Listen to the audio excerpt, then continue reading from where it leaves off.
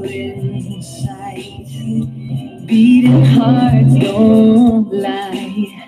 An empty page, a story to write. I'm in love, you're divine, and it's all in our signs. We're going away, get your bag, check the tag.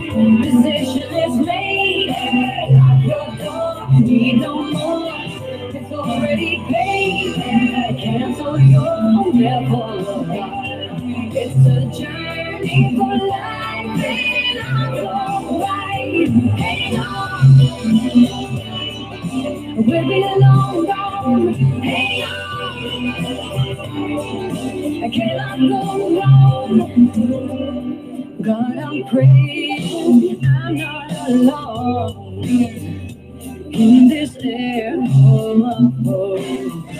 Cause I'm in love, you're a star, burning bright in my heart. We're going away, get your bag, check the tag.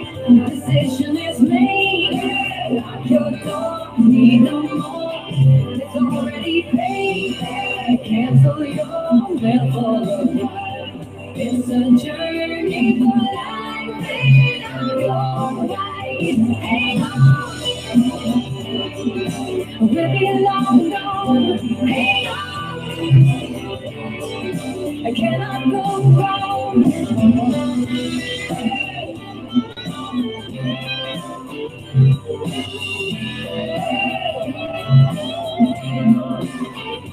Going away, I get you back, check the time.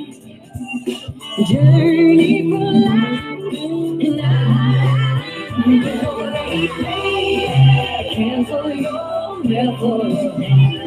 It's a journey for life, and I'm alright. Hang on, we'll be long gone. Hang on, I cannot go wrong. Hang on, we'll be long gone. Hang on, I cannot go wrong. But I'm praying I'm not alone in this air.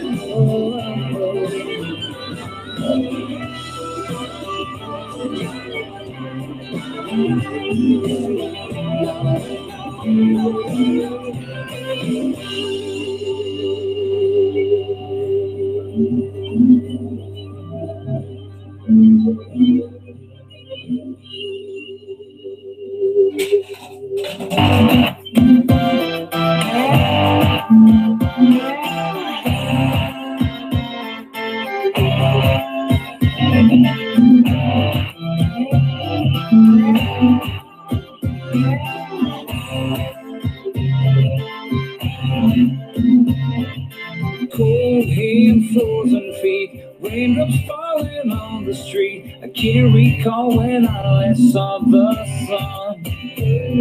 Summer's just a memory, a faded piece of history. No one can remember all the fun. The midnight barbecue, zipping on a Jimmy Dew. Cruising down the road, no forgetting road. Girls are hot and the beer is cold. Yeah, it's the way we roll. Bathing in the sun, on the beach having fun. Whoa, these lazy days are never done.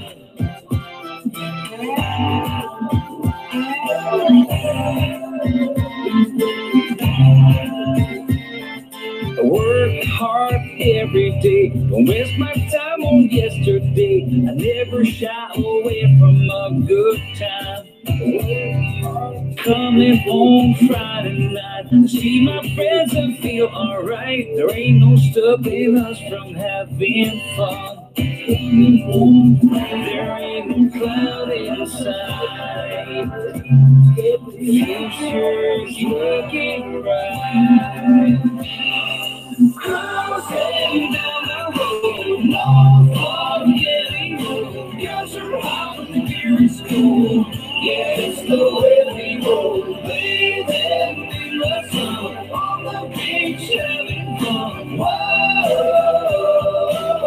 These lazy days are never done.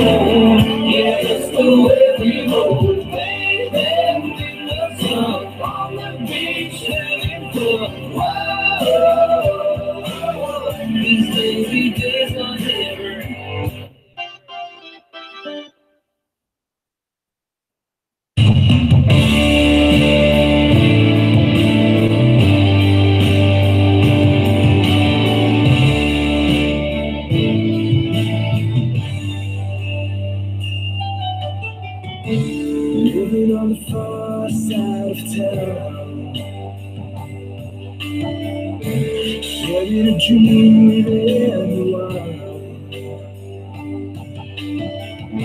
Just made it through heaven, just made it through hell. It's just another story to tell. Have you ever felt your missing a dream? Have you ever wished your life it's like a movie on the screen? Filled with heartbreaks and fights through Hollywood nights.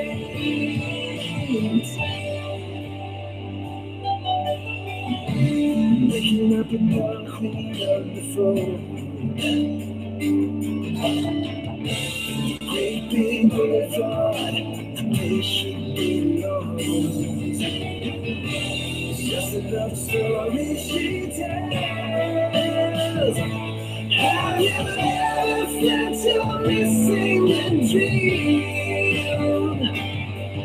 Have you ever wished your life was like the movie on the screen? Filled with heartbreaks and fights through Hollywood nights. Through Hollywood nights. Through Hollywood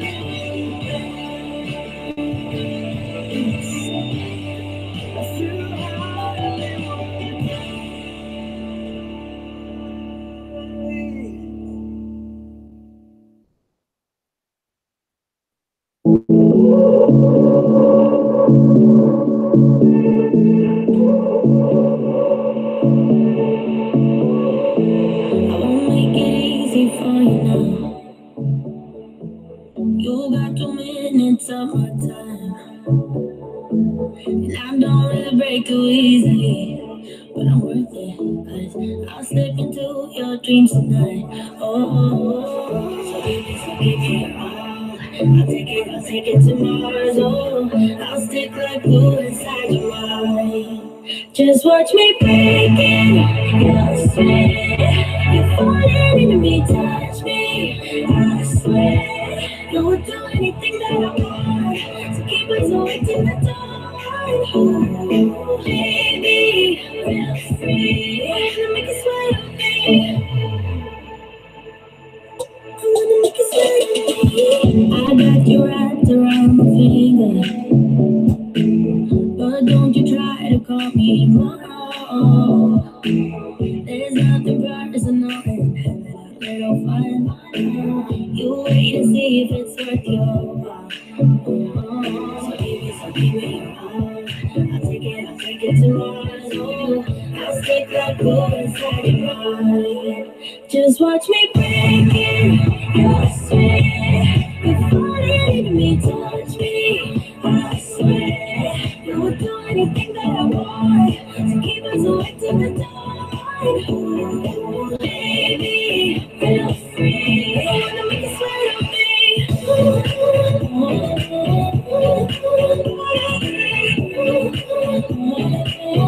wanna make you sweat on me.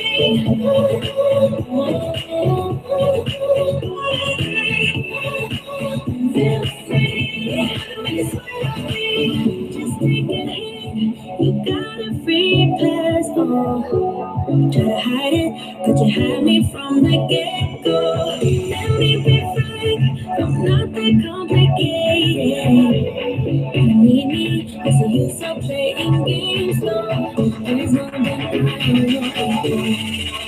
Just watch me break it, I swear. Before you me touch me, I swear.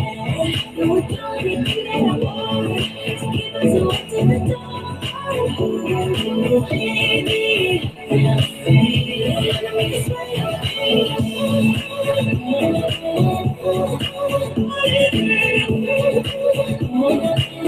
I wanna make you sweat on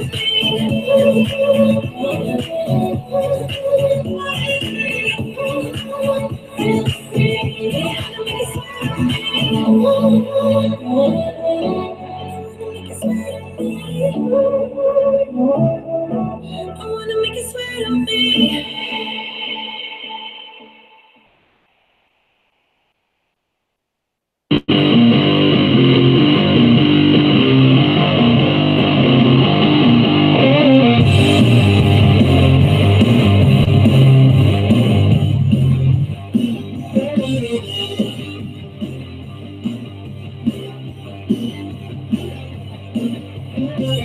As I look for a better way to get through another boring day, oh yeah, oh yeah. I'm searching you for a little while, hoping to catch a forbidden smile, oh yeah, oh yeah. Standing on the edge, breaking every pledge.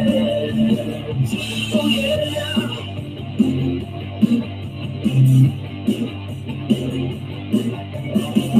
I'm a man who doesn't care what they think about the things that I do.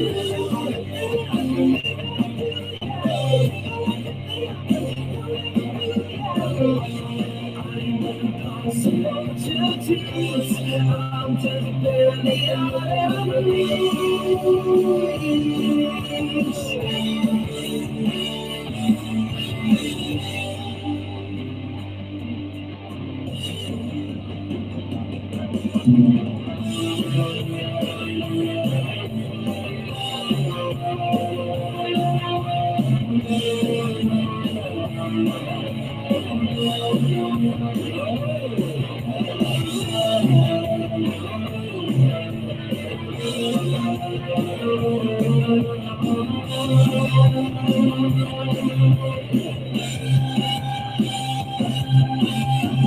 when I wake up torn and broken apart, with a lonely open fear in my heart.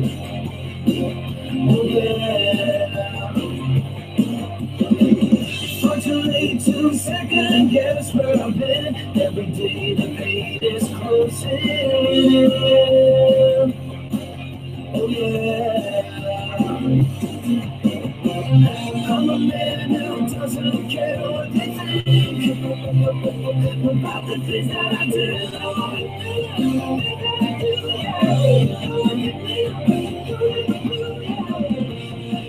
I'm impossible to teach.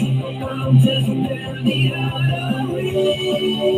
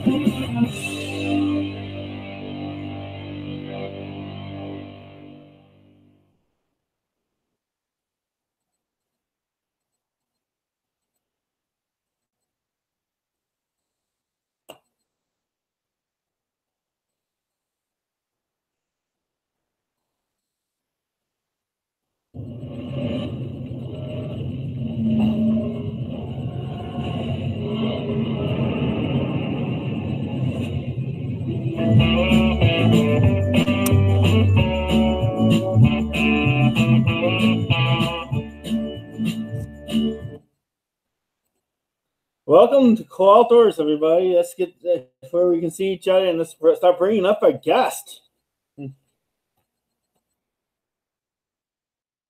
Pretty much an open show today, guys. Oh, I gotta get my coffee. 1 second, see Outdoors.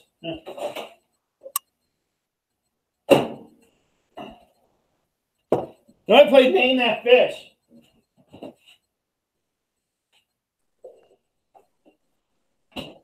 We have an unpacking to do. We have lots to do today.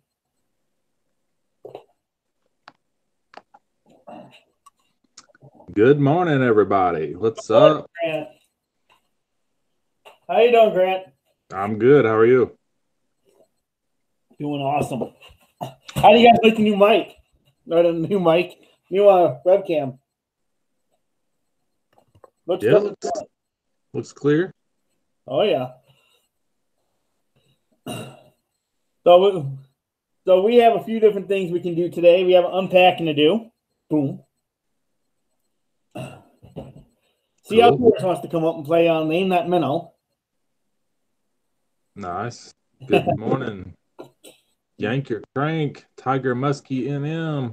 That Mosier boy. Size detecting. See Outdoors. So where's the package from? The package is from one of the future guests that I haven't found a calendar yet. It is from Backpack John. And let's see what's in here. I need a pen, knife or something on me. Andrew Fishman, Cod Fishing 180. Hello, good morning. I told him I'd try out his product before we brought him on the show to tell him what I really thought. Okay. So let's see what's in here. PD fishing in yet? I haven't seen PD yet. Yeah, he wasn't feeling good. As of last night, he didn't have any guests for us today. Oh, shoot. Jay's Entertainment. Good morning. Hey, how you doing, James? That's my brother's other channel. Both my brothers are on there. Man. Hey, BSF's is in the house. How you doing, BSF Outdoors? BSF, what up? MD Outdoors, good morning.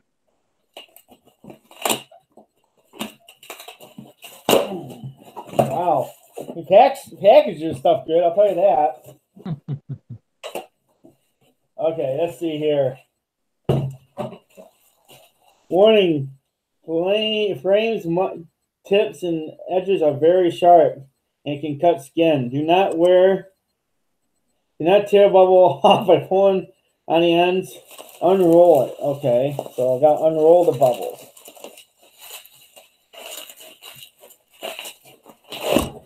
Cod Fishing 180 says, Grant, can you say hello to Kohl? Oh, hi, Grant. Hi, Kohl. How you doing? I'm doing good. Doing good.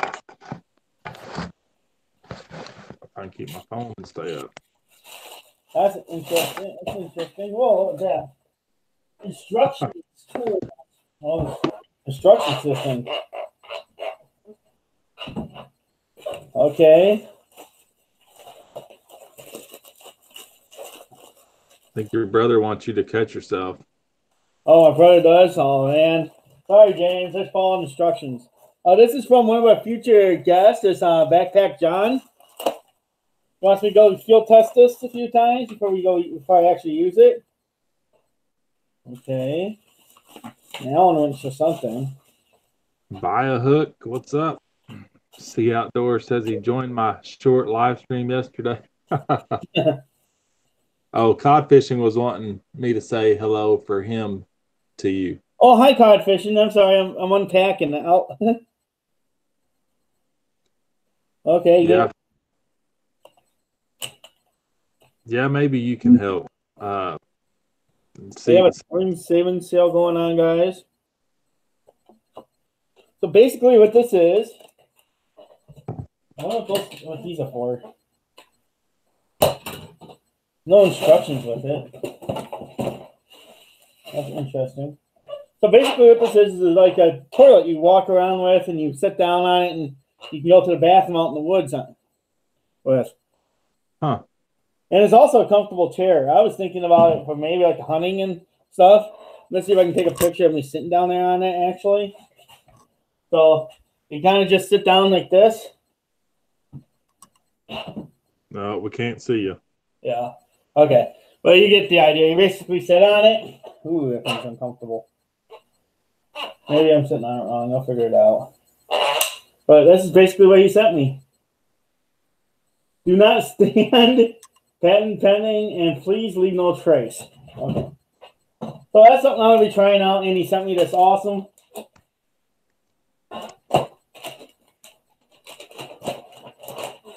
t-shirt to go with it. So we're going to test this out. Cool.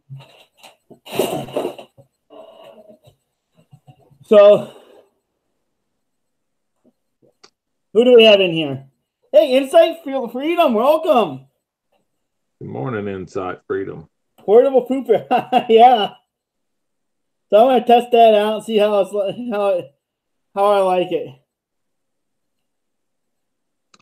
See Outdoors is saying if he's going to join, it's got to be soon because he's doing a video today. Oh, yeah. Okay, well, we're gonna see Outdoors out here to talk about catfishing. Hope he's catfished.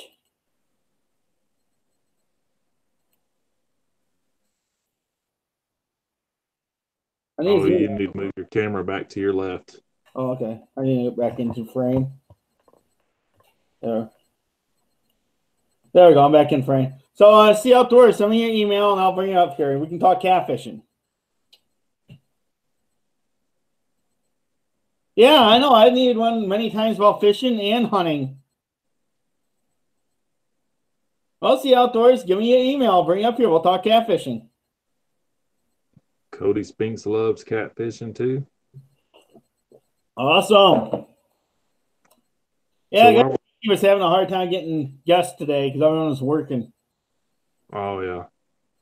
So See Outdoors brought up my my short live stream last night. I was trying to help Strung out. I didn't mean to go live. I thought I had it on private. One second. How did I get See Outdoors up here?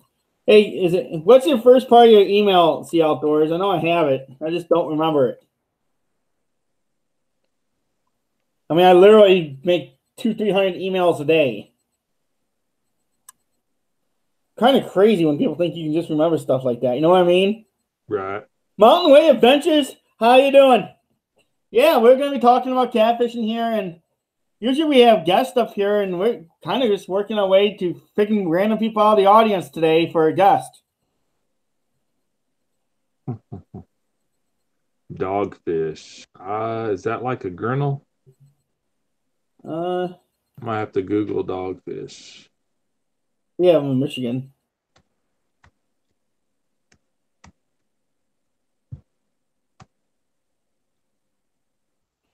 Why is it not pulling them up? It looks like a mud shark is what it's kind of for me. Is that what you're talking about, Si? As a mud shark?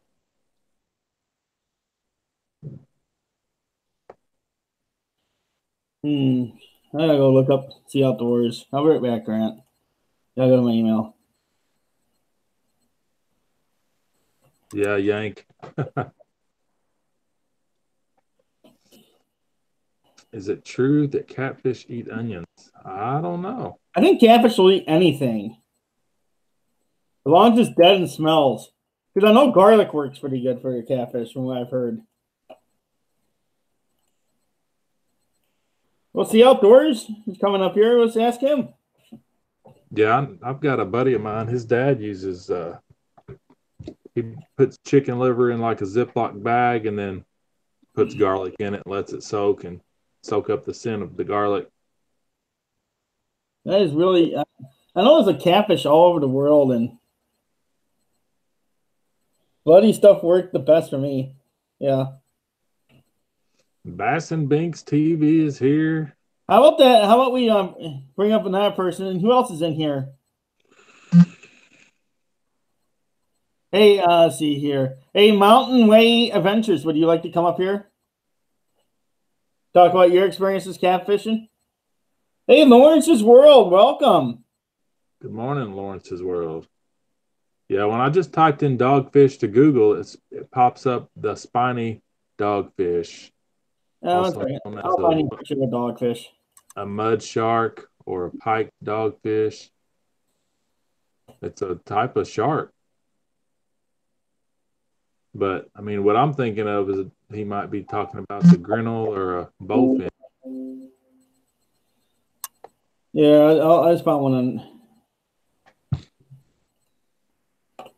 copy. Mickey XOXO, good Hey, good morning. morning, Mickey XOXO. No, it's like I didn't save it to my computer because this thing I can bring it up here on the thing. Well, thanks for stopping in, Mickey, and saying hello. Yeah, Mickey XOXO has a great live every night, guys. Make sure you check her out. And Grant, this is a dogfish. Blue collar fishing, what up? What up, blue collar fishing? That image. Dogfish. What if a dogfish would taste a catfish? Did you show it yet? No, I'm getting it there. Oh, okay. I'm gonna say because I didn't see it. It's gonna be up on our main screen. It takes a second. I need to go find it now. Yeah, blue collar. Glad it's your Friday. No, I saved it. Where'd it go? Yeah, I've seen a salamander. Good morning, Janet. Is the outdoors up here? Yep. Yep. So talk about, well, what kind of catfish do you like fishing for? Sea outdoors. Mostly bullhead. Mostly bullhead, and how you fishing for those bullhead? I usually use most of the blood I use from the squirrels, and I dip the chicken into it, and I just cast it out there and wait for it to bite. Hey, Grant, up there right now is a dogfish. It's on the screen. Okay, so that looks like a grinnell to me. Yeah, kind of. Yeah. I've caught a bunch of those catfishing. Oh, yeah. Oh. Blue collar fishing wants to know, did you purchase that Sun Dolphin Boss 120 that's in your thumbnail? Not yet. I'm still leaning towards putting a little more money out on a kayak and looking for a used pedal one. I think it'd make me a lot more competitive.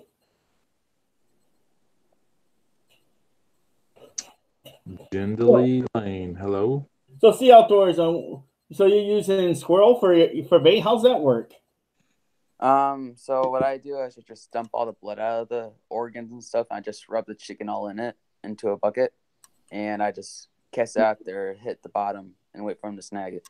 Are you fishing in a river or are you fishing in a lake? I usually fish in a lake. Pretty big lake or small lake? It's pretty decent. I'm actually at the lake I usually fish at for catfish too. Yeah, have you ever seen any like channels in there? Yeah. Is there flatheads in there? I don't think there's any. Is there flatheads, Jacob? I don't remember. I think I've seen a couple. Yeah, he said it. There's a few. I haven't seen any in this lake, but he said there's a few. Yeah, so that's pretty cool. I mean, so where all do you fish at? We fish at Leonard. Lakeville Lake. Lakeville Lake. Okay, so yeah, there's some big fish in there actually. So I fished that lake before. I like fishing for bass. Yeah. The biggest bass I caught was here. It was a 4-pounder. Cool. So what's the biggest catfish you've ever caught? Probably 6 pounds. 6 pounds? What kind? It was I think it was a flathead, maybe. I'm not for sure. We couldn't really tell. That's awesome. So tell me about the technique you used to catch that fish. So I used a 10-pound braided line. I like I said, I use organs and stuff, to rub the chicken in. I cast it out there. It took like 5 minutes for it to actually bite. And it took within like maybe 20 minutes to get it in. How many rods were you using? I was using 2. BSF is trying to give a fake super chat of $5. So you have any questions for Sea Outdoors, Grant? Yeah, do you eat the bullheads? I've tried it once. It wasn't the best, but it's just because how I cooked it wasn't the right way. How did you prepare it? What were you trying to do with it? I was trying to put like flour to bread it, and I found out it's not the best way to do.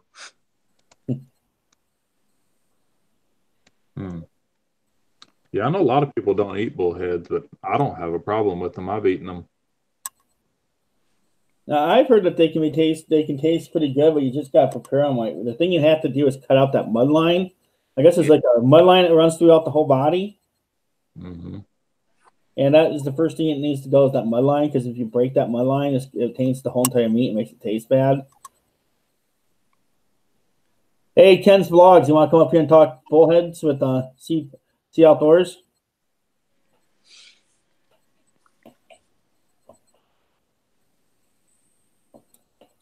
Jacob, what time is it? Morning, Scrapping Irish. How's it going? Scrapping Irish is in the house, guys. If you guys don't know Scrapping Irish, you should.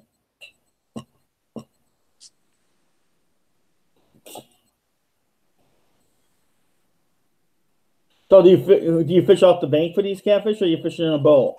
I fish in a boat. A rowboat, or what kind of boat? It's a little like motor boat or a pontoon. Yeah, inside Freedom. I kind of know of East Tennessee. I got my master's degree at East Tennessee State University, and all there wasn't too many cats over there. At least that I could find. They can be tricky fish to find. Yeah. How big's the average bullhead? That I've seen, probably 1 pound. Those are probably the most average I've seen around me. Oh, did we lose him? Oh, there he is. He's still here. Blue Collar Fishing wants to know who's going to win the Bassmaster Classic.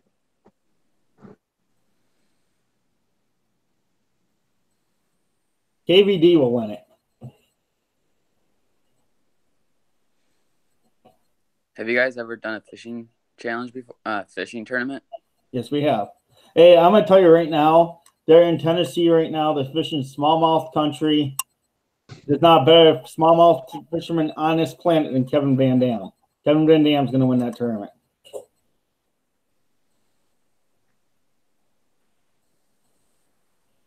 Fishing Kellis says the cat's everywhere in East Tennessee. I don't know where. I never caught one there. Yeah, Blue Collar was from Tennessee. Yeah. He's saying Watts Bar Lake, Cordell, Hull. Yanker Crank is picking Rick Flunn to win. Oh, Blue Collar's picking they fail. Yeah, I'm just picking KVD because I know he's the best smallmouth angler in the world. There's no one better than KVD. Danielle, a.k.a. Danny D. Hello, good morning. Good morning, Danny. Hey, I could go way out on a limb and say Jonathan Van Dam will win it.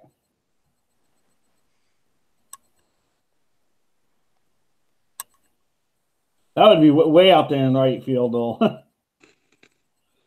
But I think as long as Kevin has done his homework, which he always does, he's going to be right there to win it. It's a smallmouth tournament.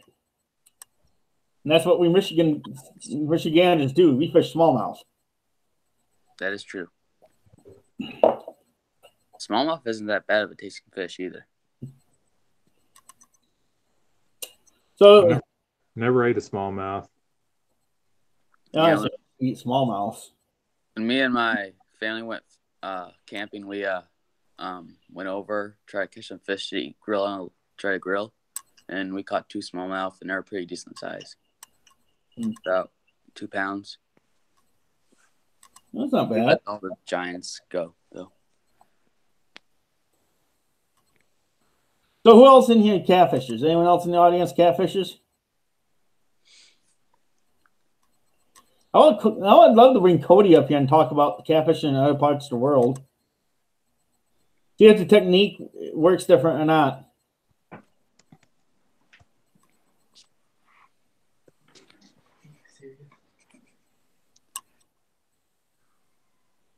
World record is in Tennessee, where Ott Defoe is from. Nice.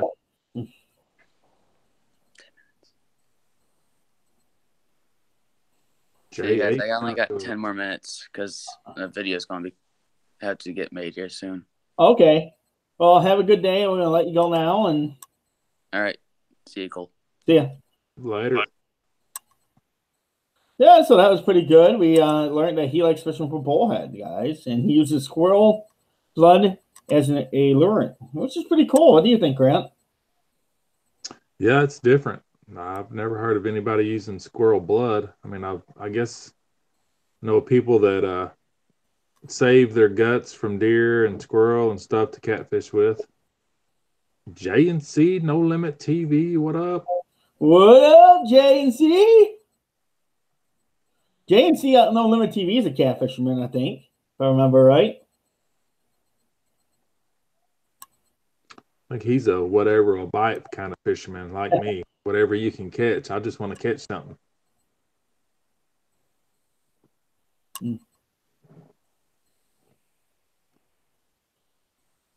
Yeah, I wonder if Yankee Crank is busy right now. I'm gonna send him an invite and see if he joins.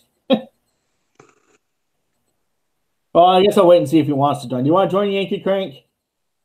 Yeah, I don't know if he had jury duty today. I thought. No, he got out of it. Oh, did he? Yeah. If he had jury duty, he wouldn't be on here right now. At least here in Michigan, to make you turn in your phones and stuff as you're getting ready for jury duty. And now you're allowed to take them to the pew with you. Yeah, I haven't had jury duty in a few years. I had served on one before.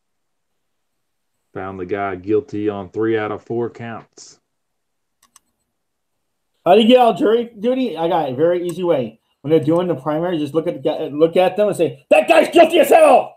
That'll get you dismissed really fast. Right there in the primary, before everything says, and they're asking you questions. That's all you have to do. Yeah, Jay, I've never been metal detecting. I watch a lot of metal detecting on YouTube. I used to. I haven't lately. Yep, Yankee Crank's busy. He's a busy man. Awesome. Fire Kick Studios caught an 18-pound bullhead. Wow, that sounds huge. Yeah, that's got to be absolutely huge for a bullhead.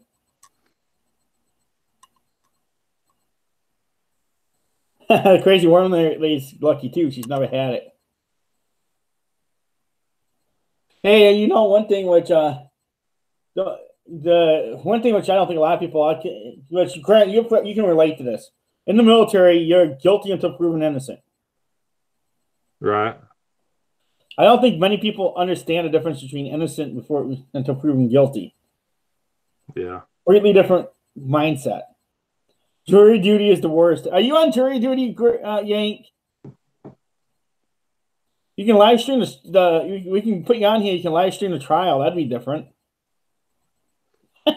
Yeah. JH Outdoors caught 5 possums and 2 raccoons last week. I need to get a live trap for my yard, man. I've got a little goldfish pond out back, and I've had 2 raccoons the other night trying to get in it, and they walked up on my back porch. And oh, why don't you put some some dog traps out there? yeah, You know what dog food traps are, right? Yeah, they get where they put one of their legs down in the trap and get caught. Yeah, and dogs can't get down there, and you won't catch the neighbor's dog or the cats. You'll just catch the coons. Then what you do is you walk out with the baseball bat and hit it across the head. I'd like to shoot one with my bow. Oh, that'd be fun. Yeah, you can come up here, JNC No Limit TV. We can talk catfishing with JNC No TV. Okay, Yankee Crank got the call yesterday, got released. That's cool. I told you how to get out. You just gotta say, that guy's guilty as hell. You'd be amazed how fast they just dismiss you.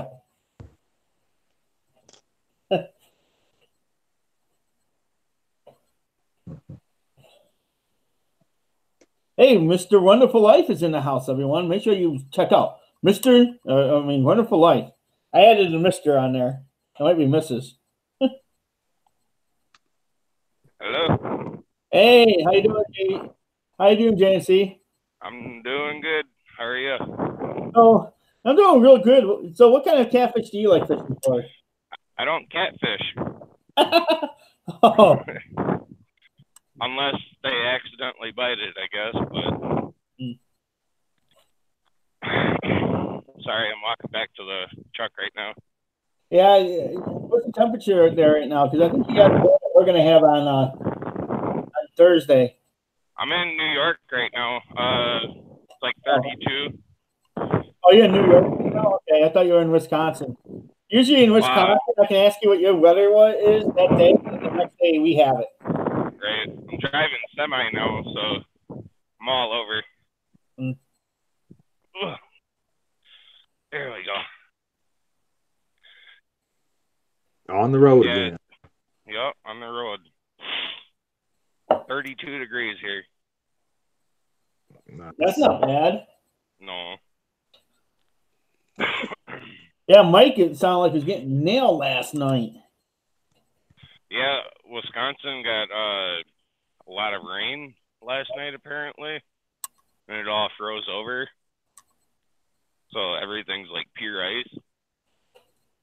60 to 80 mile per hour winds in New Mexico. Wow. Yeah, New Mexico is one of those places where I used to spend a lot of time. I was stationed at Fort Bliss, Texas, and I used to go up to Rio Doso. I'd go to Carlsbad. I'd go to Lake Bradley. I fished that all the time. I fished at Elephant Butte. Every time I see old Buzztail fishing at Elephant Butte, I know exactly where he's fishing because I used to fish that same spot. Wow.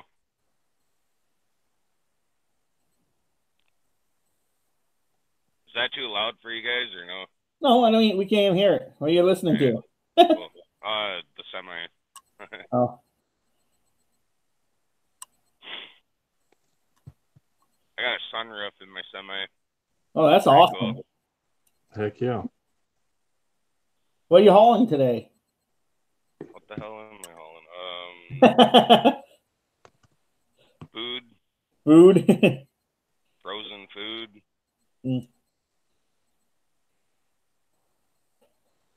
Looks like Kraft macaroni and cheese.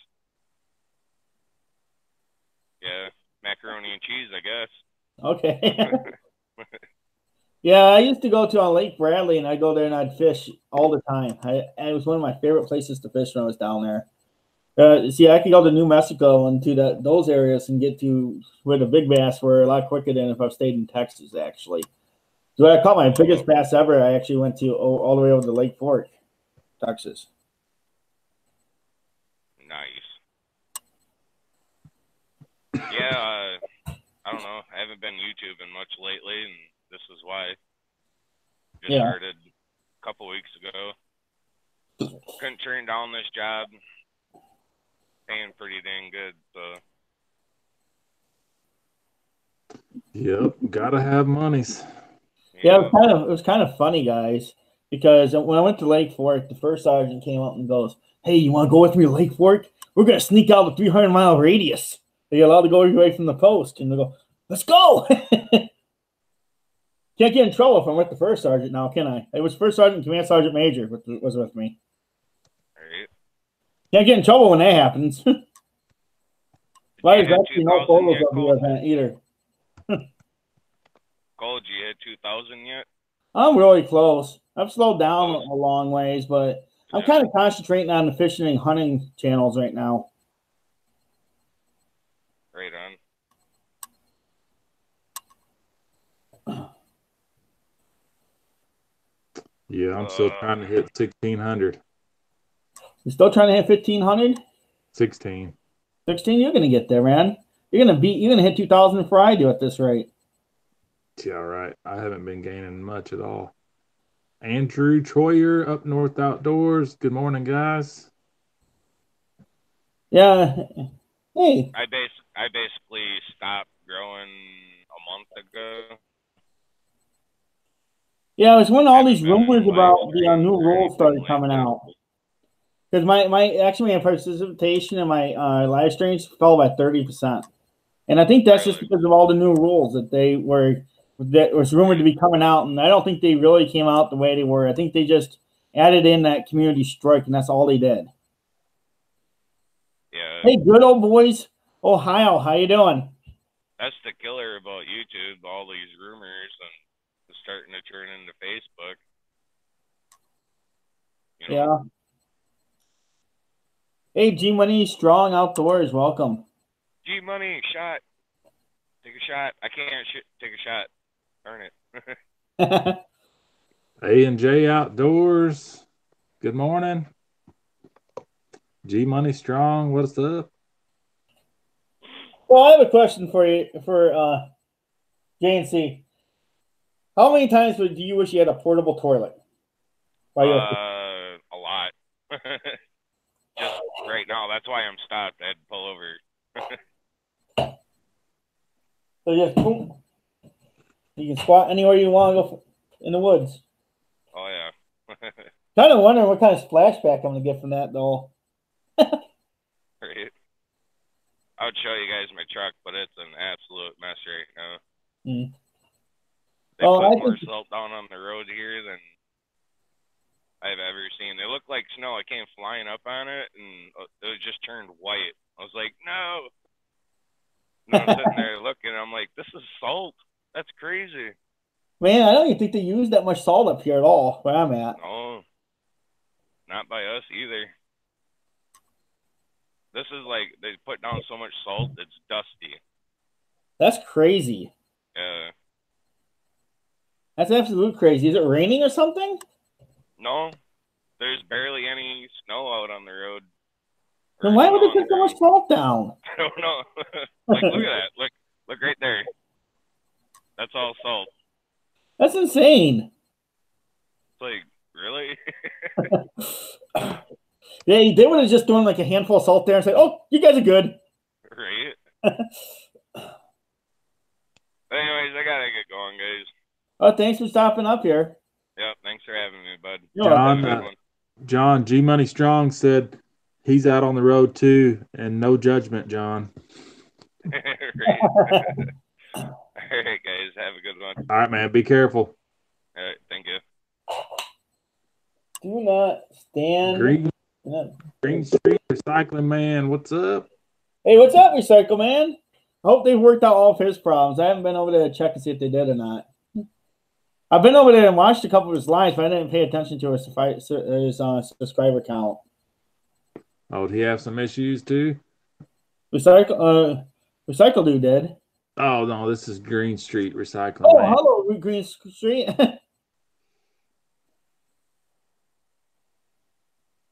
Codfishing 180's got a giveaway coming on Monday.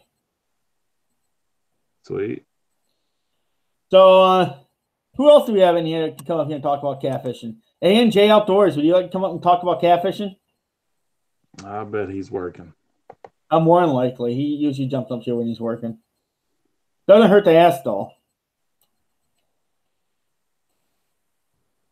So I didn't even have Codfishing 180. I thought I did. I'm number 180 for Codfishing 180.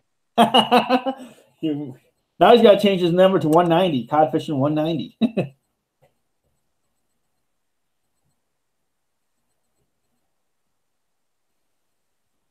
Hey, what do you think about a guest tomorrow? Man, I'm excited. I'm ready to see what he's all about.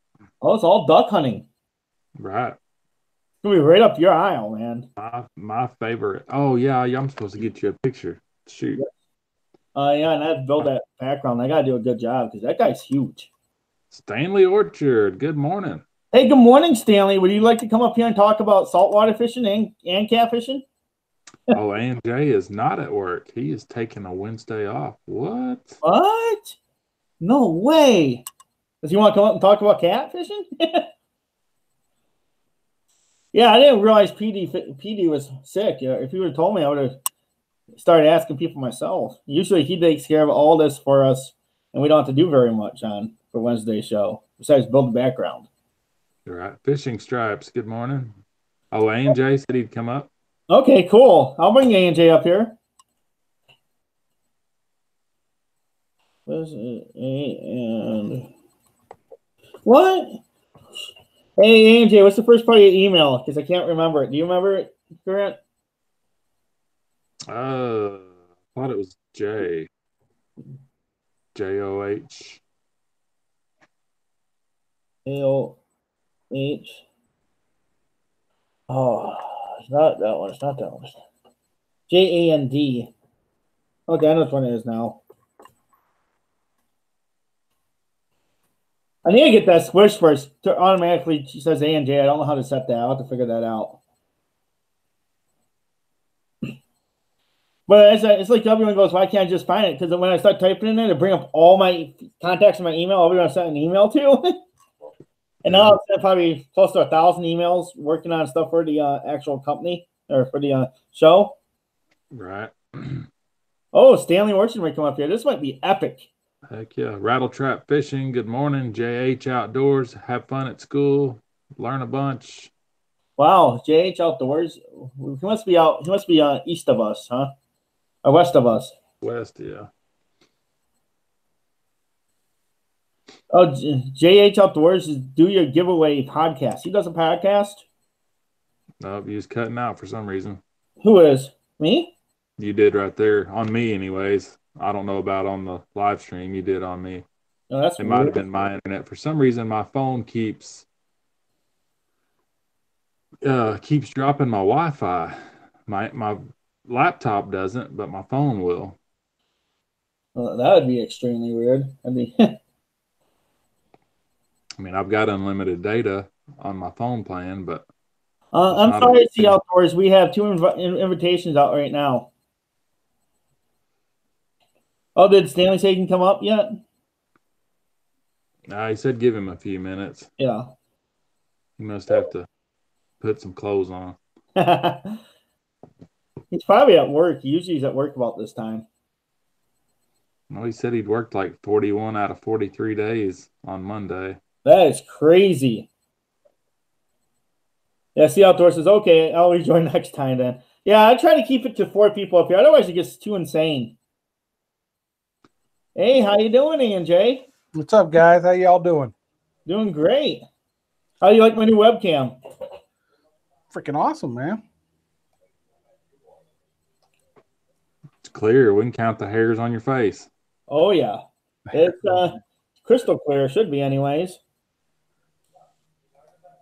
So what are you doing taking the day off, John? I had some stuff I need to take care of, so I figured it'd be easier to take care of it by just taking a day off. Got my oldest daughter and grandbabies here and other stuff going on. So, hey, A&J Outdoors, do you bass fish?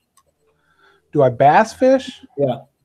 I have fished for bass, but I'm not a big time bass fisherman. I don't go looking for bass, you know.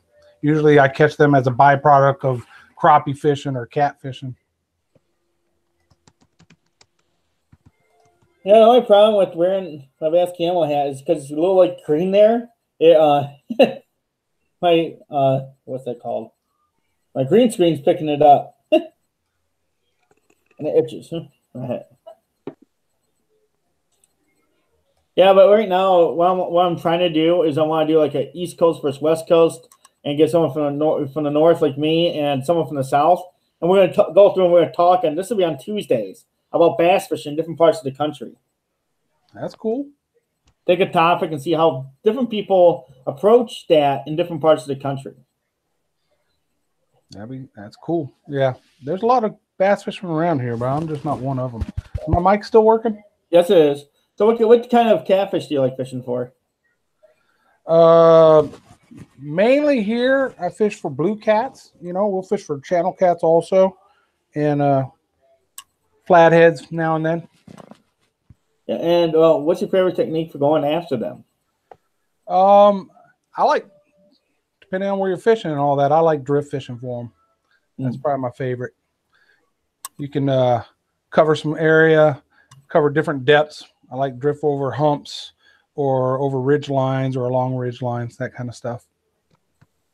And what's your biggest cat you've ever caught?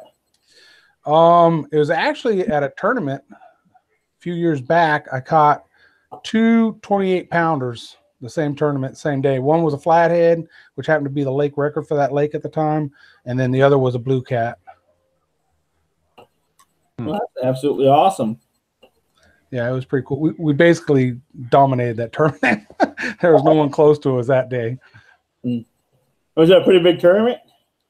It was a tournament. It's actually a tournament series that I set up. Me and some folks, we have like a Central Texas catfish tournament organization and a North Texas, but there's nothing for South Texas. So me and some guys got together, set it up as a club, made it a nonprofit, and then ran it. So I was the president, and then I was also tournament director, and then there were, you know, normal club positions, and we ran it. I was there for 2 years as president, tournament director, and then passed it on because it's a club, of course. So yeah, it was pretty fun, but it died about 2 years after I got out of it. It died. There's just a lot of people that wanted to fish, but didn't want to do any of the work to help the organization grow, the setup, and all that kind of stuff. So it just kind of died off. Yeah, so yeah, I think that's one of the problems with small organizations. How many boats were you guys averaging? Yeah, we had averaged anywhere from when we were probably in the middle there, like my second year, we were probably getting 6 to 15 boats, you know, depending on the lake we were fishing. That's not too bad. No, it wasn't that bad. Have a great day, Fishing Stripes. And Tiger Muskie NM says his sponsor wants to give away a New Mexico fishing trip. What do you guys think? Oh, that'd be absolutely awesome. That would be cool. Stanley's ready to come up. Yeah, I got him. I sent that invitation. Hey, if your sponsor really wants to give one away, I'm willing to take it. I love New Mexico.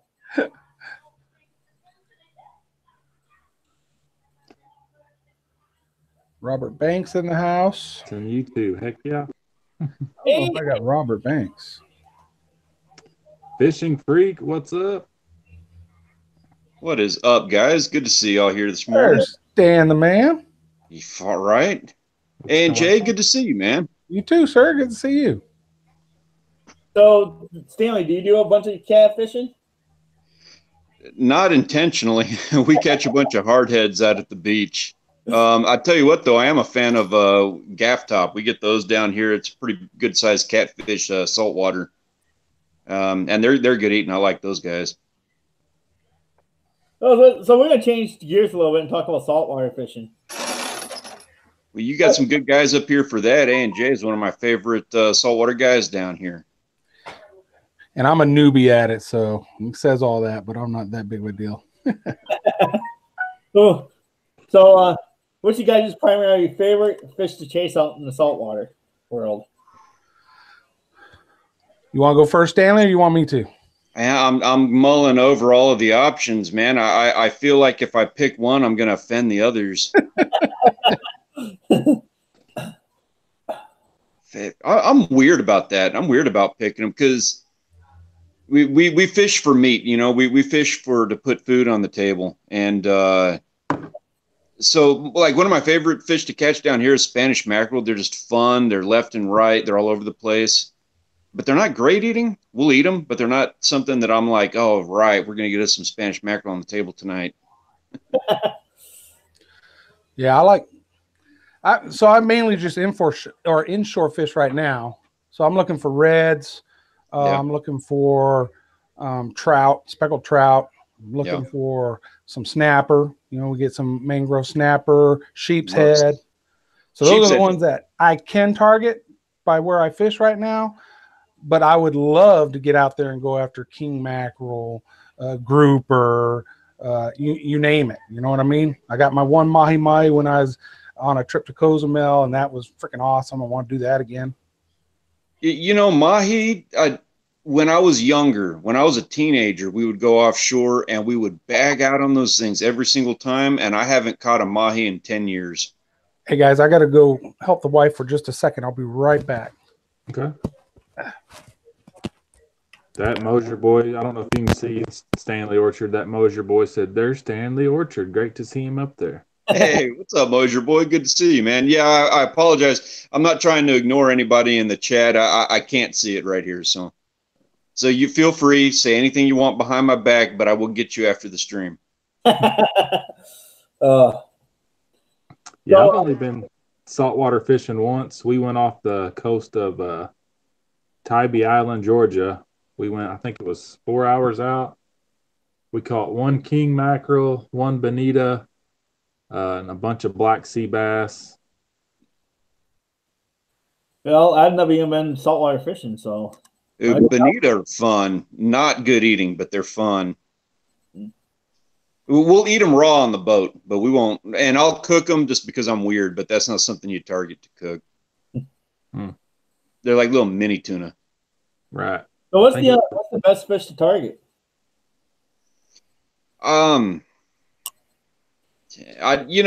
Here's how we plan a trip when we go offshore. And it does vary by season, but we will, first off, we're always looking for cobia or ling. That's the first thing you get offshore. That's the first thing you look for. And it's just going to kind of be, hit or miss whether or not they're going to be there. If they're there, they're going to be there immediately.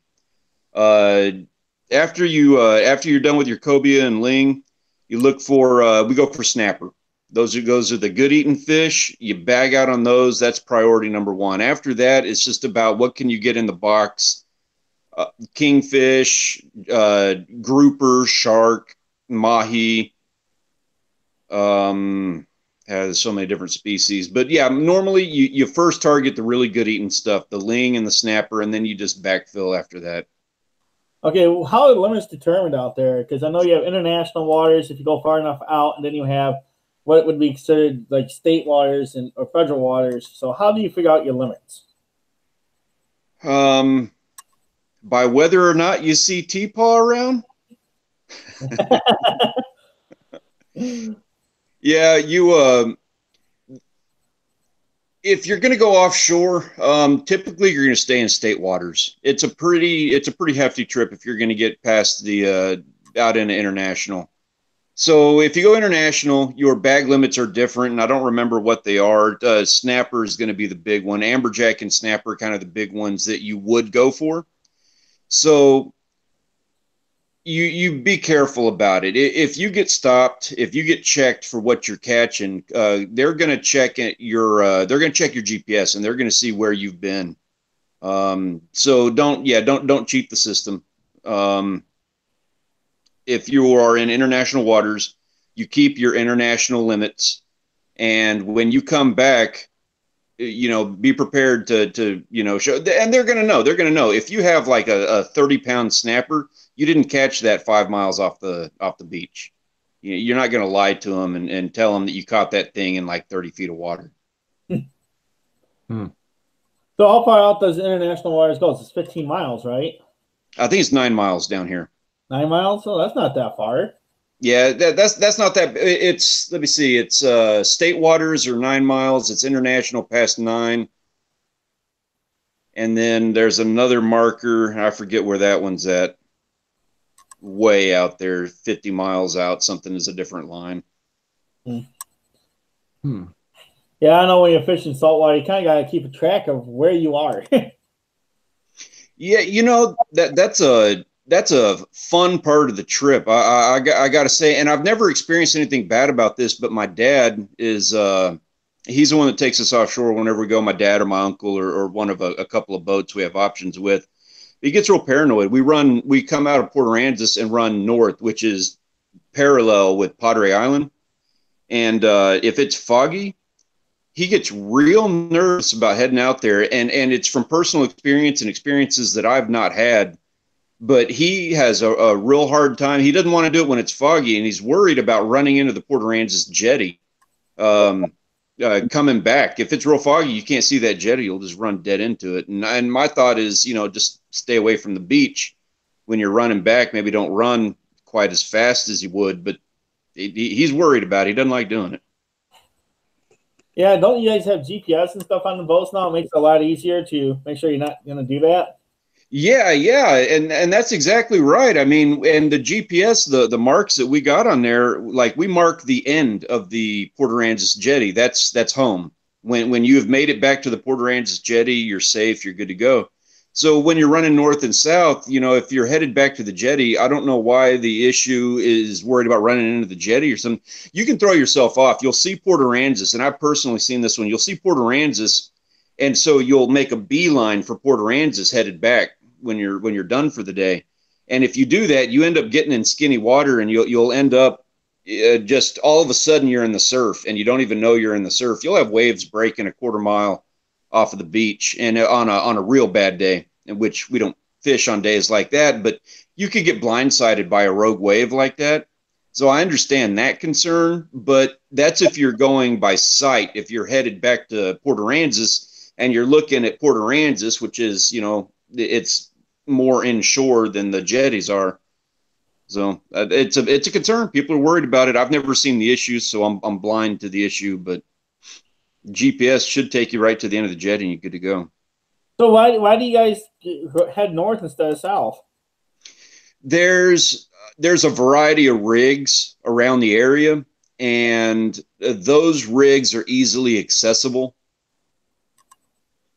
So are you tying up on the rigs and then fishing over the edge of your boat, or are you trolling? I don't like trolling. We do it.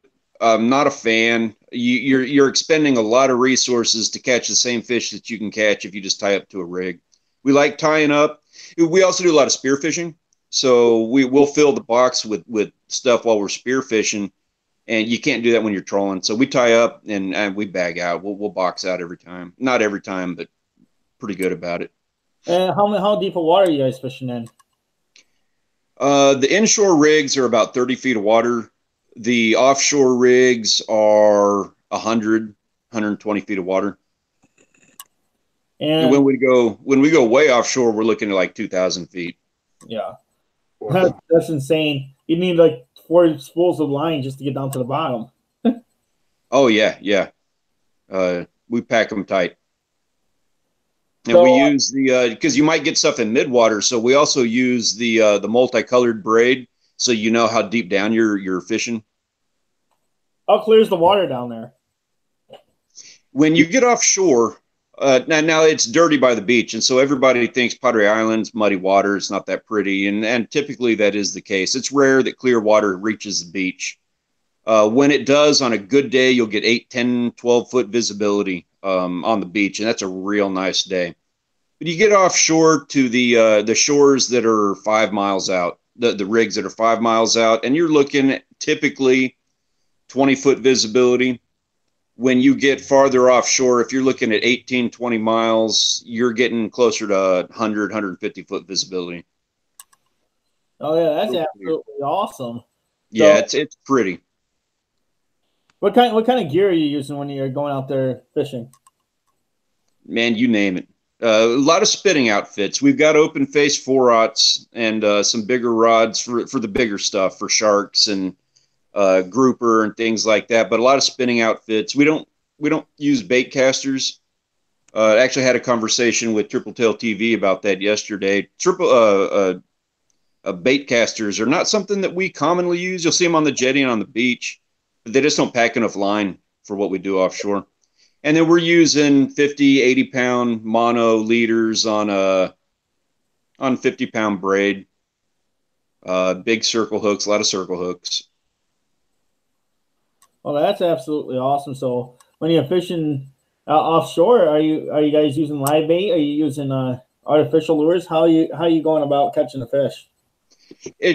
We will have outfits set up. We'll have a couple of spinning outfits set up with jigs and spoons or mana lures. Real fond of mana lures. We'll use those if we run into Spanish mackerel, bonita, kingfish, and things like that. When we tie up to the rigs, we'll cast those things around the rigs and see, you know, maybe there's a tarpon or something hanging around there. But when we get out to the rigs, we will, whatever we typically catch, like if we get bonita, we will use those guys as bait. Either cut bait on the bottom for stingray, sharks, guys like that. We use a live bait for with just a whole, like a whole bluefish. We'll use as a bait for grouper and ling and things like that. So when you get out to your oil rigs, how often do you have to fight with other people for an oil rig? Is there like 100 bolts tied up to one, or? No. Now I tell you what, there's some skill involved in that. Typically, you get out there, there's going to be one or two guys. Maybe you'll get the rig to yourself. Most of the time, we got a rig to ourselves. It's not that crowded. If it does get crowded, there's a trick to it. And now half the time the people are going out there, the weekend warrior guys who don't quite know as much about what they're doing, and they're just fishing around a rig. They know there's fish around a rig, and they go fish there. But the trick is to fish on the lee side of the rig.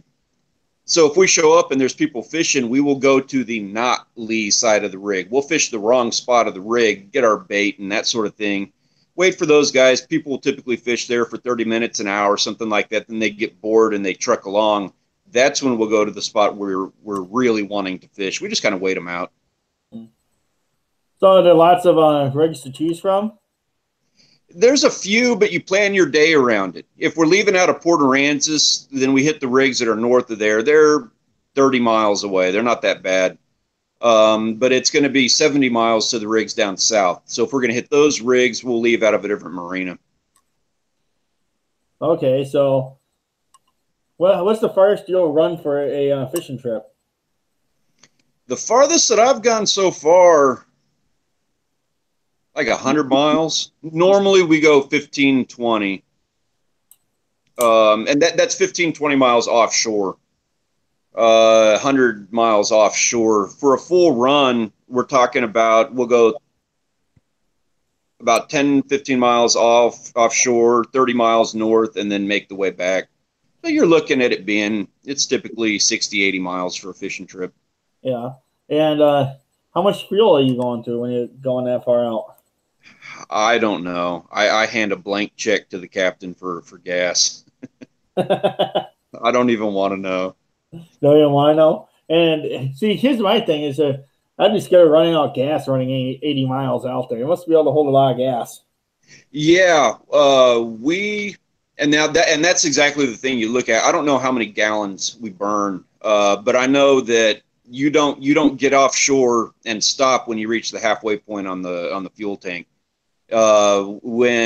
When you reach, like, you have used a quarter tank of gas, you go ahead and start coming back. We have been stranded offshore, and so we've experienced that, and running out of gas is not something that we've ever done and we ever care to do.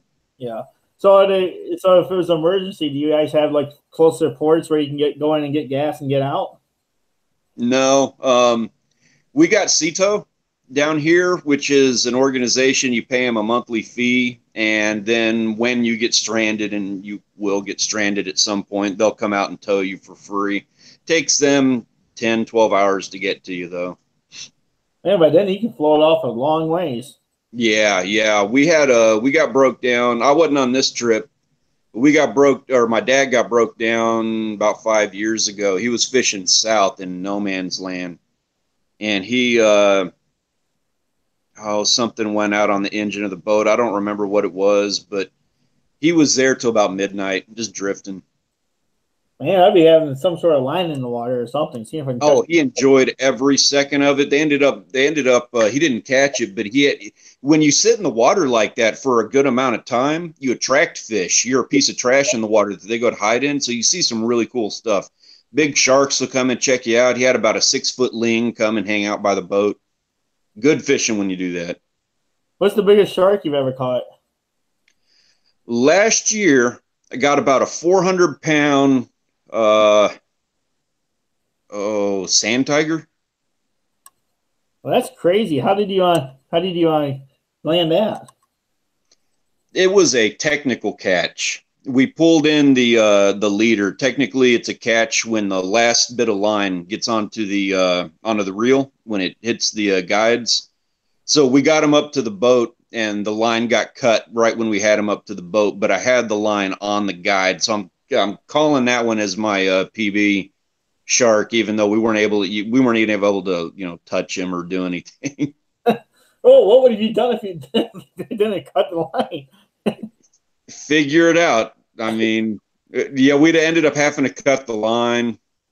We would have cut the line probably, I don't know, right about the time the line broke. And what he did was he hit the boat, got scared, and he turned on us. And when he did that, his tail hit the leader, or the leader, the mono got raked across his teeth, something along those lines, and shredded it. We had him right there, man. That was intense.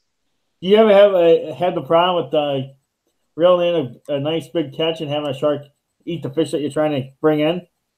I haven't had that one, but we have experienced other fish doing that. We've had marlin do that to us before, sailfish, and we've had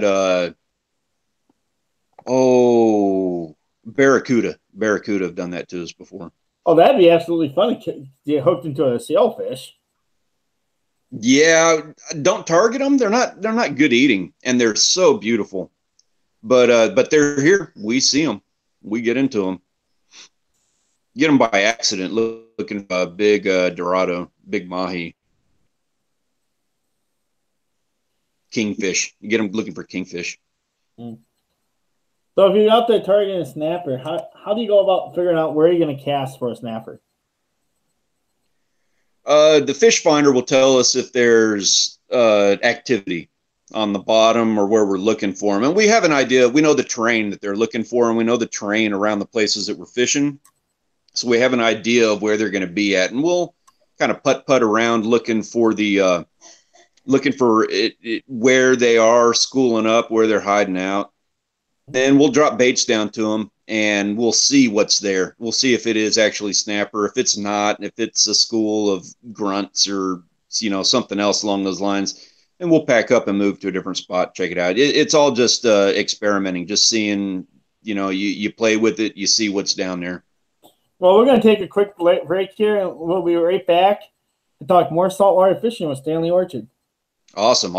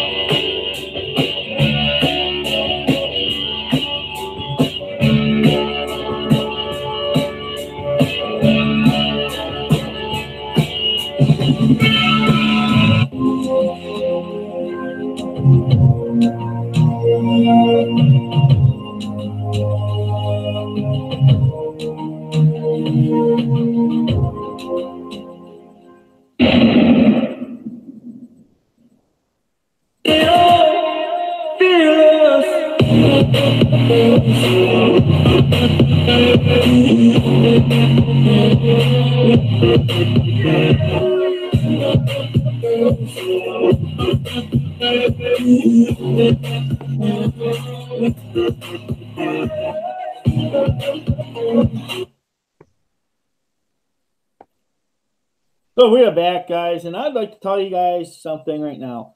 I want to make an announcement. I am running a special on my Patreon for the next 3 weeks. There are different tiers there, and based on the tier that you join, that's how many fishing lures I'm going to send you. If you join tier 1, I'll send you 1.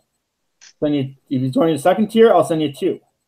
And as it goes on. So, and they're going to be random fishing lures. You never know what I'm going to send you. So, if you guys want to join my Patreon today, the next 3 weeks is the time to do it. So let's get back to the deep sea fishing here. So Do you guys have tuna down there? We do. Bonita are the main ones that we see, but you got to get pretty good ways offshore to get into the good stuff. Yellowfin, blackfin, those guys are 60, 80 miles offshore. I've not caught one yet. Oh. So if you were trying to catch a fish for a fight, which one would you go after? I'd go for a shark. Stingray put up a lot better fight than what you think they would. But again, I like putting meat on the table, so it's kind of a kill two birds. You know what I mean? I'm going to get meat off of those guys, and so that's what I'm going to target. But yeah, good best fights that I have ever got. The best fight I've ever had for a fish that was, you know, effectively the easiest thing that I could get into, something that I was going to get that day, would be shark and stingray. Yeah, and sharks. How do you prepare a shark for the dinner plate? I know I've heard all you do is slice them just like steaks.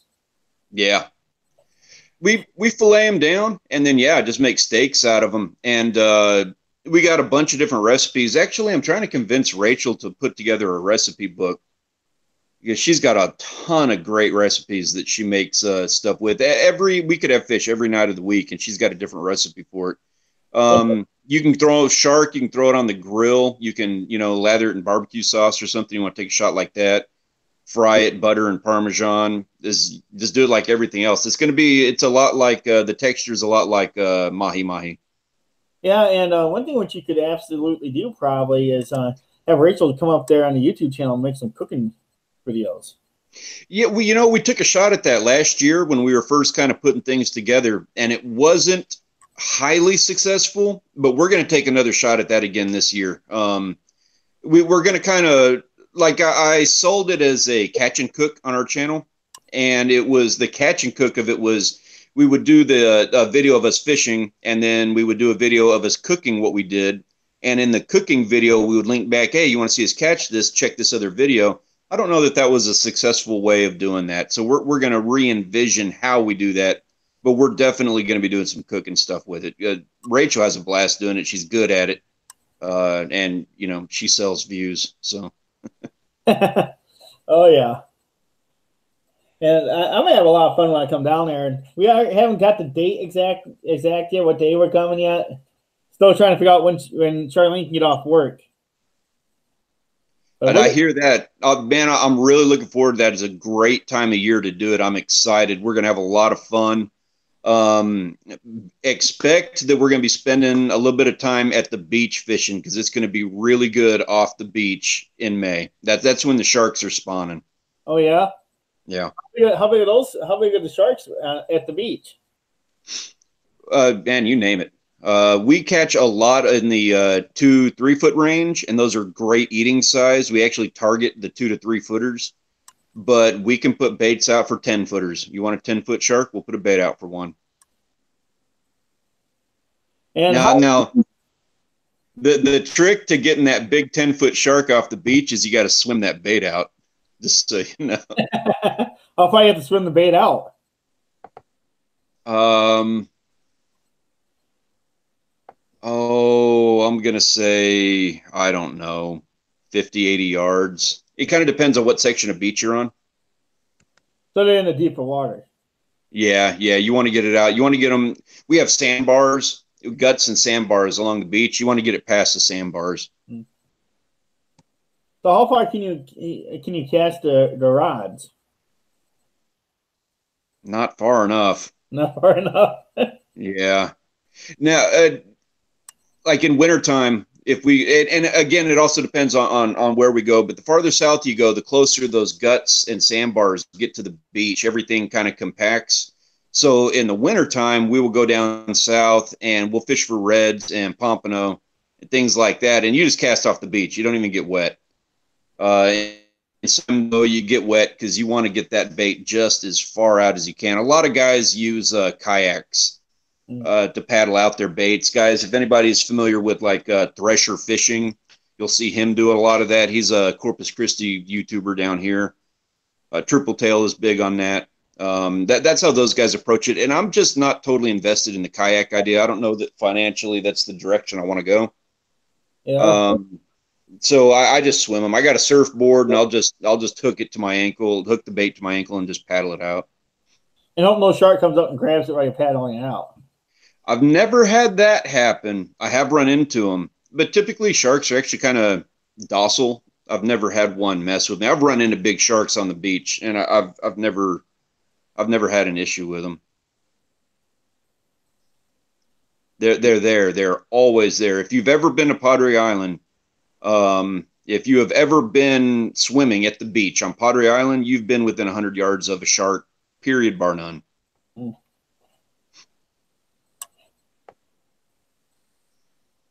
So when you're tying off to the oil rig, are you just tying the boat there, or are you putting an anchor down too? It typically is too deep for an anchor. We tie off, and that's a unique experience in and of itself, because you're rocking like this, and the boat's moving forward, and you're trying to standing on the bow of the boat. You're trying not to fall in the water, and at the same time trying to lasso something on that rig to tie off to. We'll anchor if we are within probably half a mile of the beach, a mile. After that, we probably won't anchor. So, if you're out there and you have an unexpected storm come rolling in, do you just stay tied up to the rig? No, if you run into a storm, and we've run into that, that is an issue. If we have a storm on the horizon, we get the hell out of Dodge. We get out of there. You don't want to be by an oil rig when a storm's coming in. Had that happen once, actually. We were tied up to an oil rig, and we had a storm bearing down on us, and we hooked into a sailfish, and we were not going to let that sailfish go. And we had the storm bearing down on us. We had a water spout drop down on us about a quarter mile away, and it was chasing us down, but we got that sailfish. How rough did the water get? It wasn't that bad. It was a calm day. It was just a squall that kind of came up on us, and yeah, the surf wasn't that bad. Winds and rain, but not bad. Lightning is the thing you're worried about. Oh, the crazy warrior says, I love the vision of paddling out bait tied to your leg / board. If you so much as have a paper cut, I wouldn't want to be within the son of a shark. Yeah, that's the worst part of that, is that, that's how we paddle baits out, but there's no way to get that on camera. A drone. Yeah. We just got a drone. We just got one. Haven't even used it yet. So we'll have some of that now. There you go. That's how we'll do it. Yeah, Yank Your Crank said it's funny to go up in a helicopter over Padre to see the amount of sharks. Yeah, they're everywhere. We've literally bumped into them in the surf out there before. They just kind of chill. They don't do anything.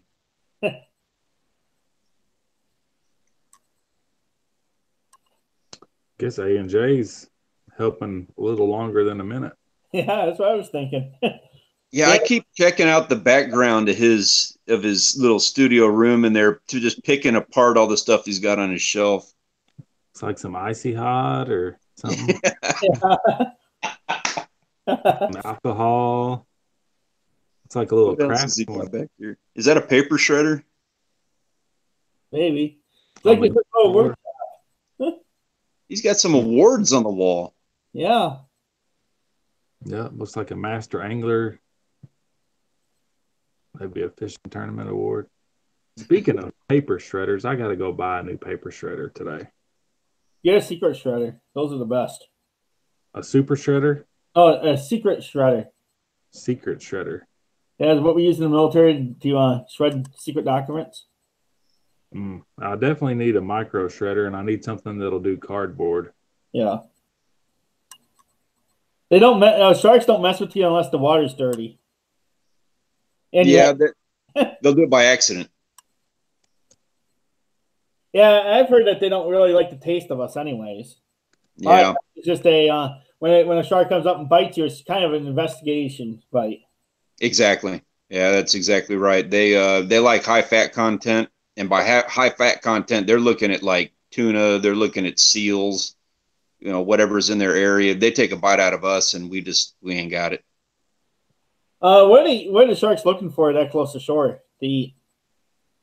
They're going after mullet, stingray, other kinds of rays that we got down there, things like that. Is there anything that you can catch that you're not allowed to use for a bait?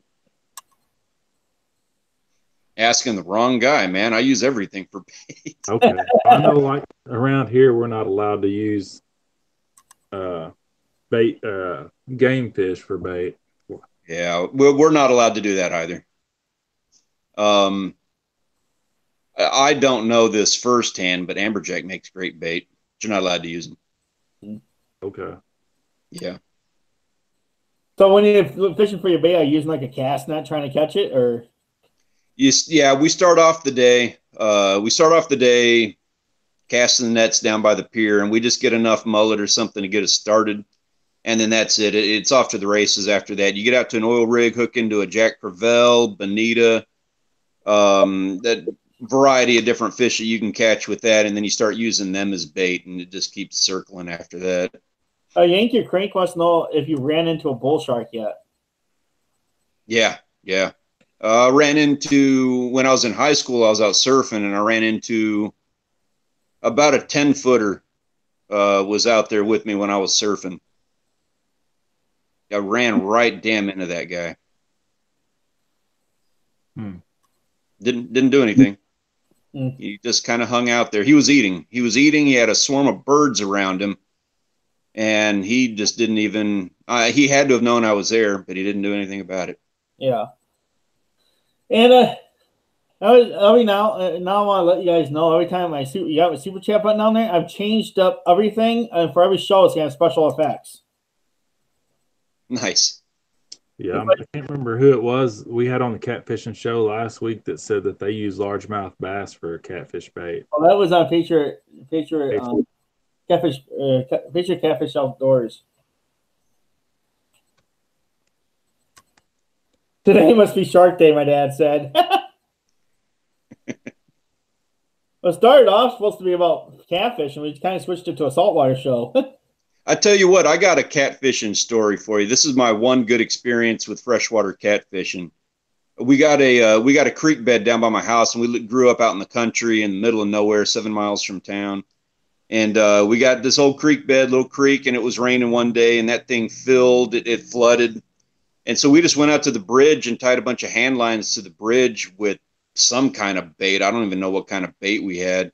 And we dropped those things in there overnight, came back in the morning and pulled those things up. And, man, we pulled in like 3 25-pound cats.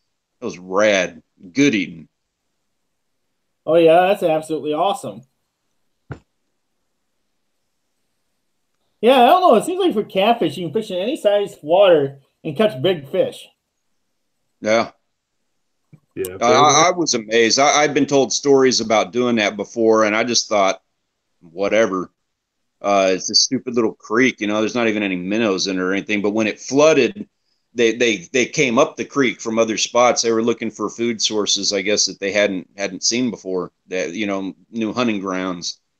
And God, those things were massive catfish, man. Biggest catfish I ever caught in my life were those guys, those freshwaters. Oh, yeah? That sounds like it'd be absolutely awesome and fun. That's what I was thinking. You're doing that catfish tournament thing. That's what I was thinking, is I was just going to enter, cross my fingers and hope that we got some rain, and then go do that exact same thing, try to get some.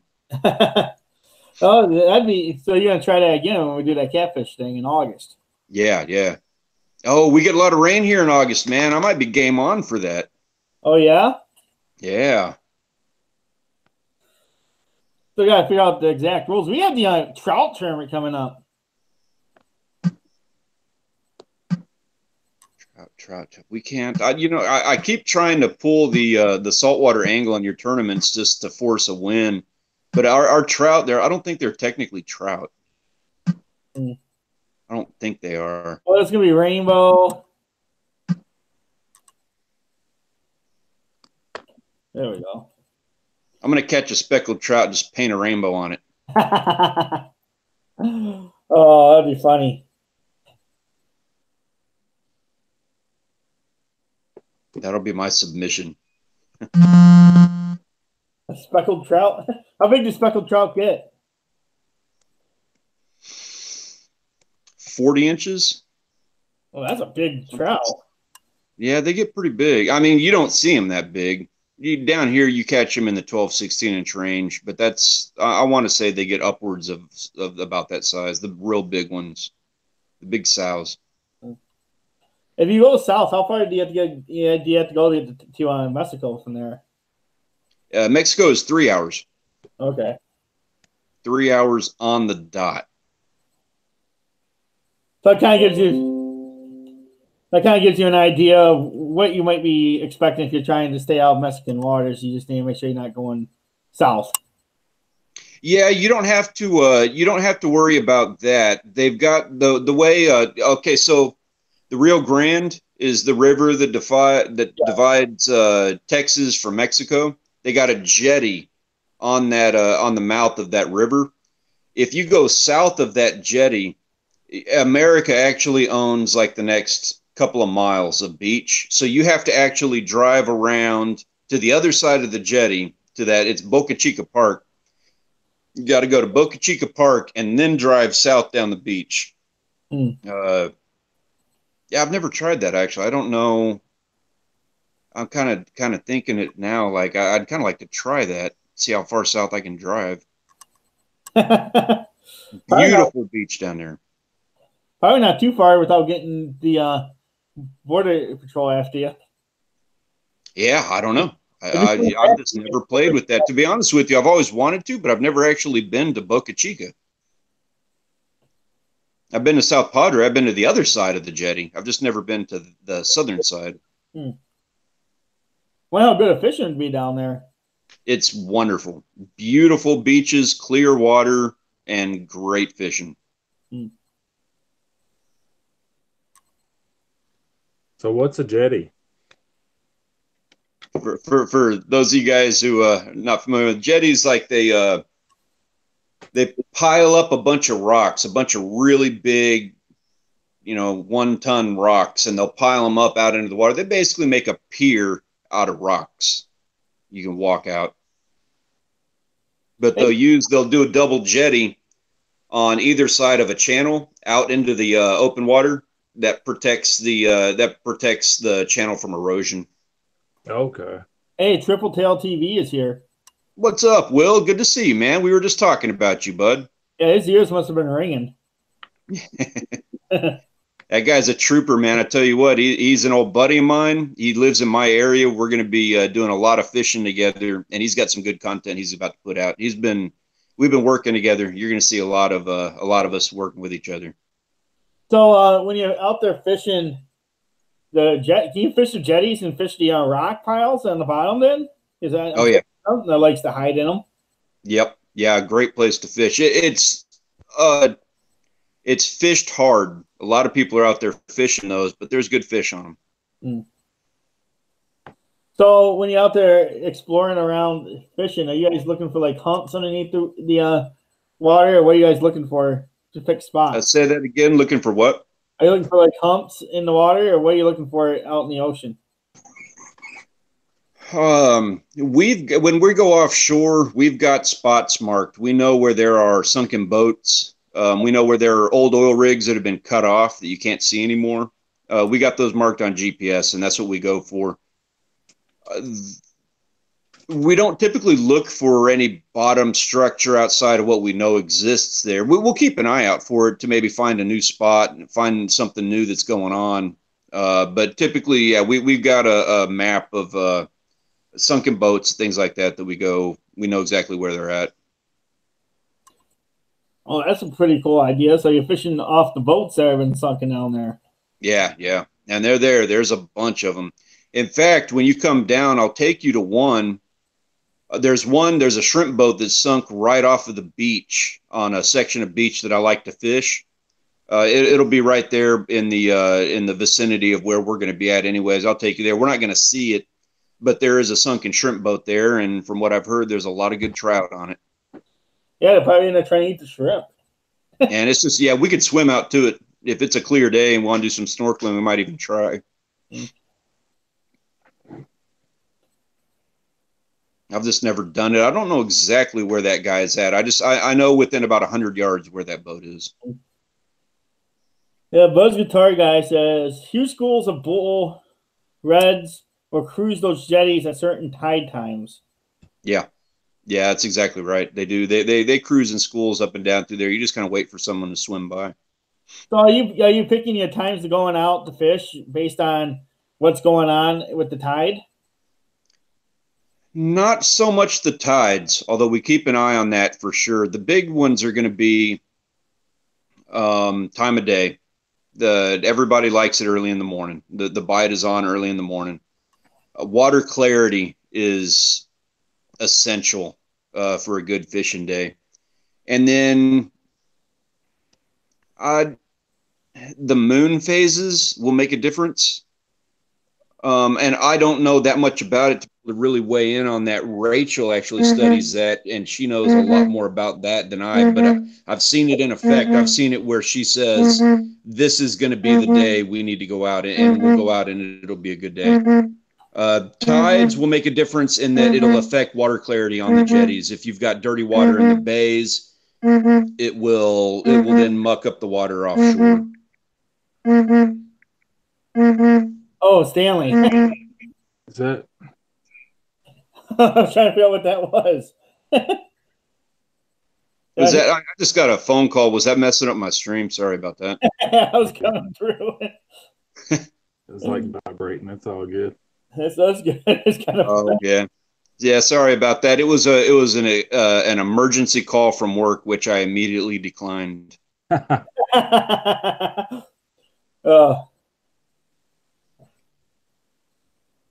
So I tell you what, though, my apologies on that, guys. That probably is a call that I need to go ahead and call them back, make sure nothing's burning to the ground.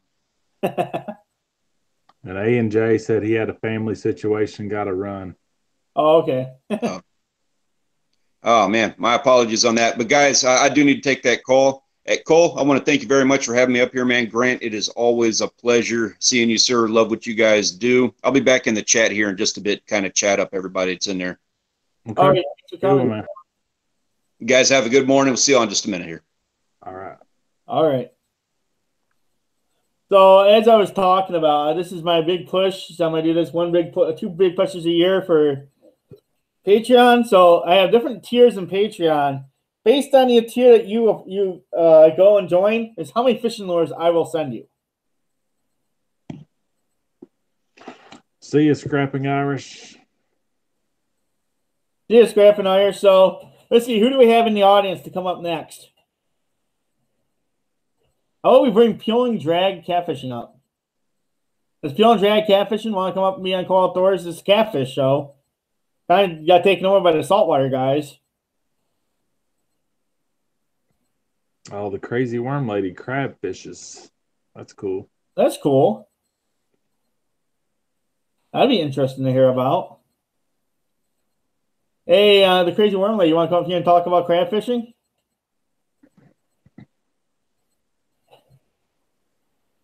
Yeah, we tried. We went to the private spot I like to fish yesterday and knocked on the door to ask, and he didn't answer the door, so I guess they wasn't home. And then we went to the public state lake, and there was like 15 guys in the one corner I wanted to fish, so we went and tried like 5 other spots and never caught a fish. Oh, that's okay. That's okay, the crazy worm lady. So I don't know what to do. I was thinking about going and getting some minnows and maybe trying to night fish.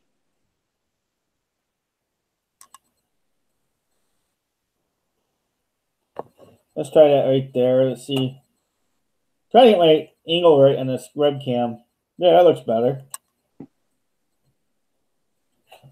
So you guys enjoying my new webcam? Actually, I think it looks really good. Yeah, it's really clear. Sagali with a beast tank. Mm-hmm.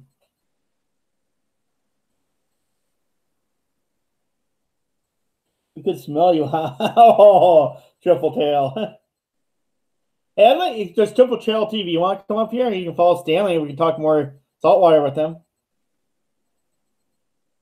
What am I using? What am I using? That's a good question. It's oh wow, what do I do with the box? I might have threw the box away already.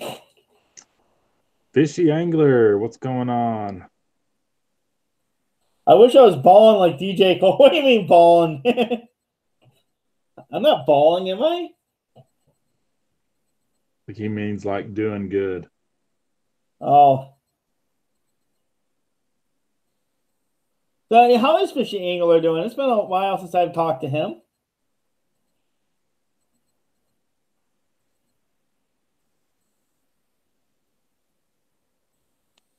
Oh, you back, Stanley? Welcome back, Stanley. Oh, what's going on there? Okay.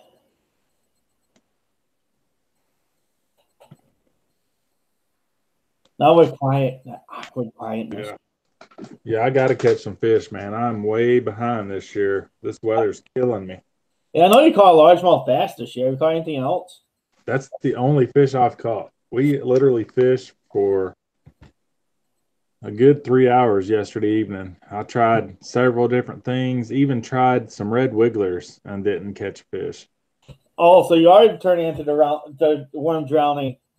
I drowned a few worms yesterday, yes. Ian Matthews, hello.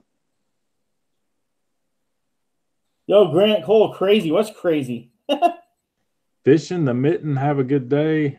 Hey, I'll see you fishing the Mitten TV. We're gonna have to. We in fishing the Mitten TV are gonna go fishing sometime.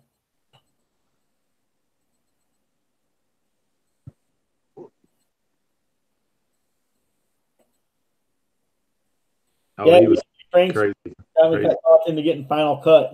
I think it's but not. Is it Final Cut? I think it's Final Cut. Can't find time to edit footage. That's not good. That's not good.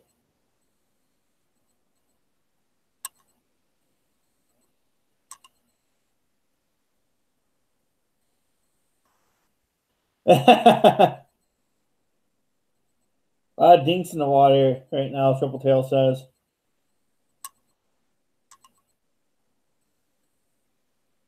Yeah, all my Stanley, all my fishing gear is fresh water, so I'm gonna have to rely on you to supply some fishing gear. Because I have a lot of things called bait casters that don't have enough line. I can already tell you that. Oh, that's absolutely awesome, Fishing the Mitten TV. Heck yeah. What's up, AJ? Colorado Fisher, how's it going? Hunt to Fish, welcome. Hunto the Fish Show, what's up? I'm gonna check him out. Yes, I've heard of ASMR. I'm not much on watching the videos, but Hey, everyone, make sure you check out Hunt to Fish Show. One of those great channels. Check him out and let's help him out. He has 14 right now. Hunto Fish Show. Let me see. I gotta find my Facebook.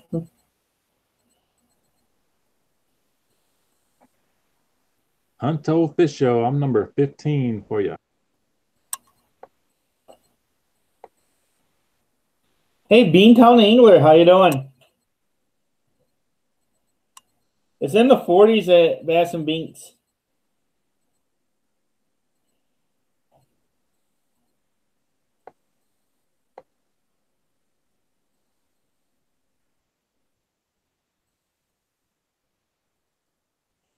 It's been 7 months since he's put up a video. This who Hunt to Fish Show? Mm-hmm. Probably up north, but there's no there's all ice.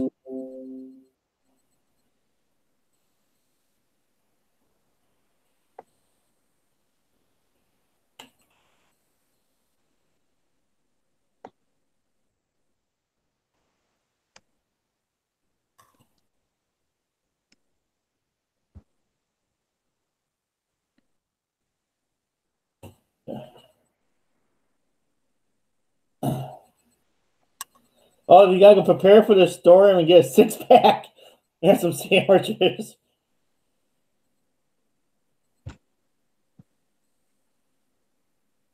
Well, we only got 27 thumbs up today, Grant. I know. What's the deal here? We usually have a better crowd on Wednesdays, but we're thankful for all the ones that have joined us for sure. I don't think our crowd's down any than what was usual, but I just think people forgot to hit the thumbs up. Because we Yeah. had 27 in here. And tomorrow's going to be absolutely awesome. Yeah, we had none of our catfishing friends today. Yeah. Peel and Drag was the only one that came in. Colorado Fisher. I gotta make my Red Wiggler Wednesday video as soon as I get done here. And I need to run and buy a new shredder. I might could join you for a little bit. Look in the society. I already looked in the society, and that's too bad. I missed it. I'm gonna have to go check it out.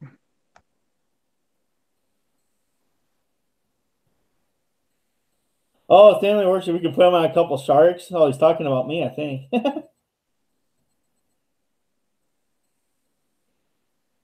Two pins. What's pins? Hey, Stanley, what's the down to pins? Might have to figure that out.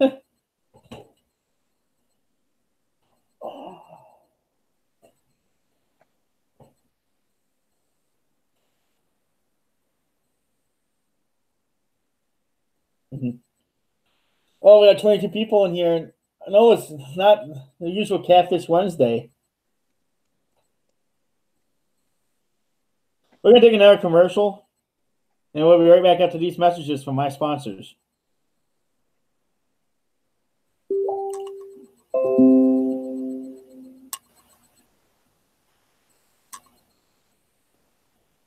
Yeah, finally, commercial.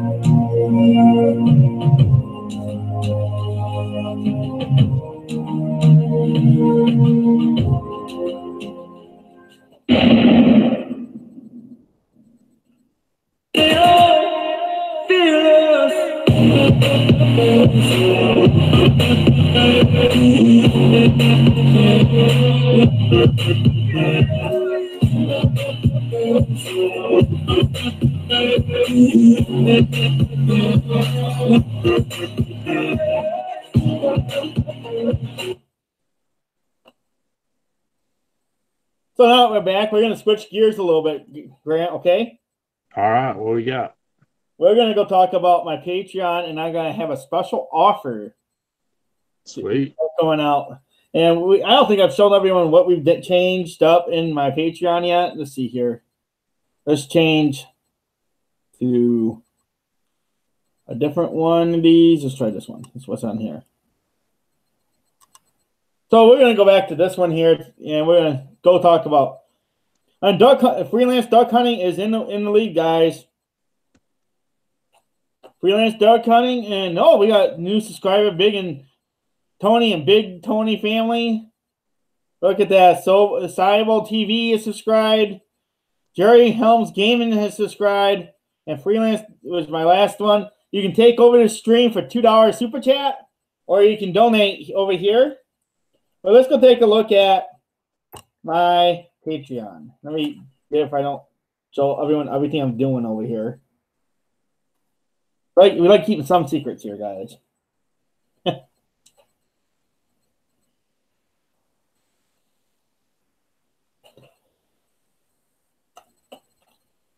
Okay, so I'm going to show this here, and at the end of the 3 weeks, I'm going to be doing a giveaway.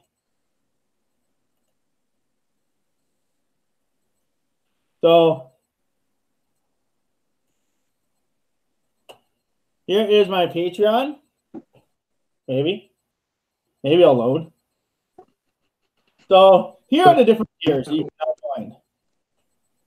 You have the $1 tier, a $5 tier, which you get a banner.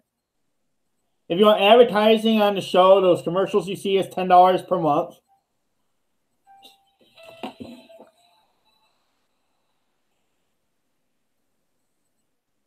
If you guys would like a small box of tackle every month, it's $19.99. And then there's the platinum, the $50 level. And that is what we're going to give away at the very end of the of this 3 weeks. So in 3 weeks, we're going to be doing a show giving away a platinum box. And in a platinum box is a box of tackle that I'm going to mail to you every single month. And I'm only giving away a 1 month supply for the first platinum box. And I'm going to just get one out there and see what you guys think about why I play my platinums. What do you think about that, Grant? I think it's awesome. Pretty cool. Maybe. So I know it's an expensive box, but you're going to get a lot of tackle in that one box. And for every new Patreon I get over $10, I'm going to add a extra winner. So let's say I get 3 people who want commercials and get that $10 tier. I will put 3 of those in, 3 prizes at the end of the month. Hey, the crazy worm lady, thank you. Are they going to do it? Look at that. The crazy worm lady is taking over the string, guys. Oh, why didn't my alert work?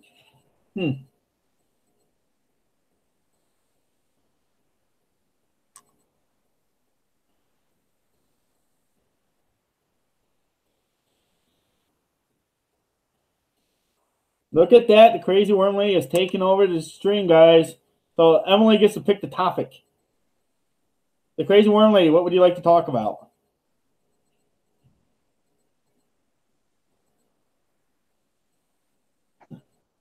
Grant, you're being quiet today.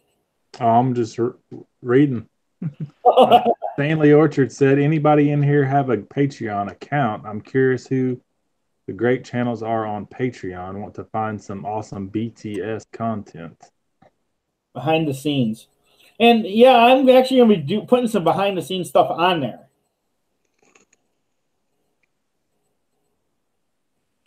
And there is a lot behind the scenes I can put up there. A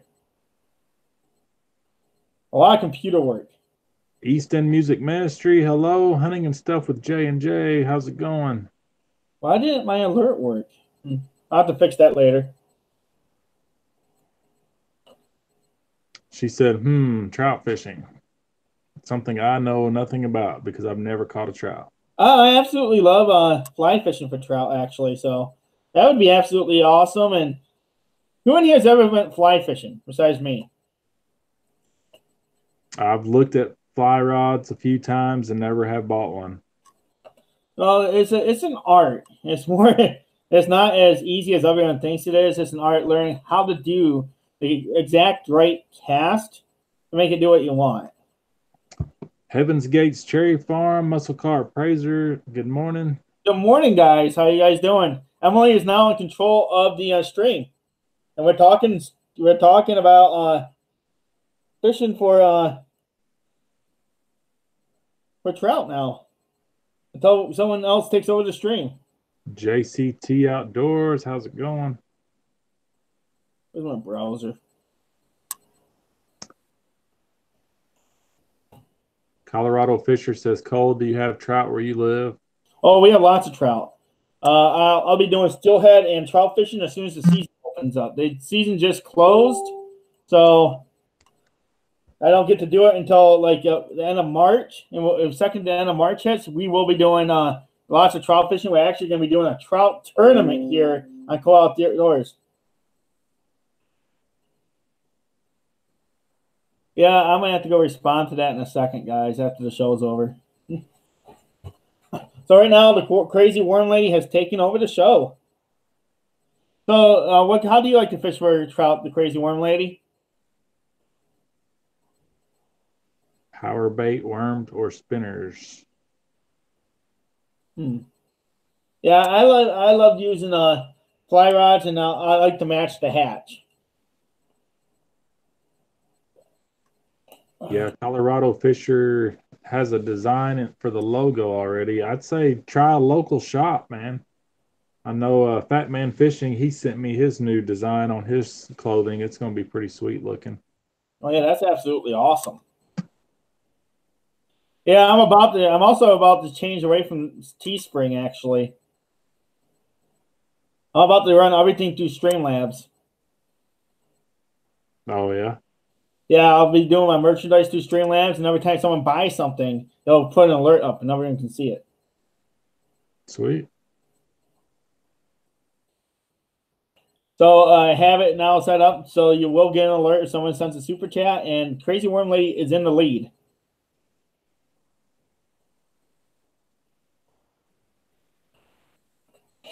No Farmall Fanatic today. Who else? Someone else must be on live.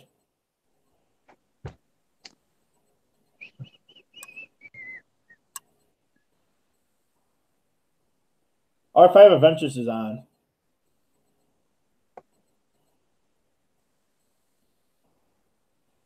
Dan Orchard had a hat come in. It's straight junk, just like everything else I got.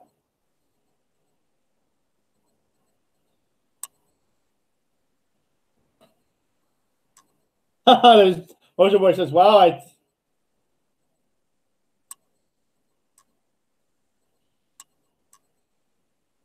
yeah, I've looked at both of them. I think I can make more stuff on Streamlabs because I don't have all the options. I can't even make hats on a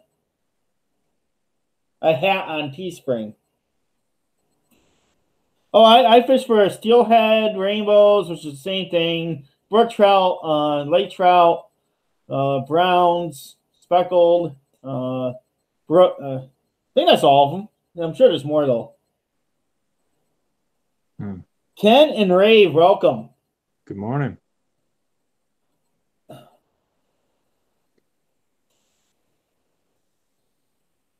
Well, I think it's going to be absolutely fun down there fishing for sharks. Sounds like that's what I'm going to go fishing for. Yeah, it'd be sweet. I also have a local shop that says that they would consider making my stuff, but then I'd have to go deal with all the shipping stuff all the time. Yeah. Who is the other person? This Grant McIntosh is the co-host. Must be new here. That's me.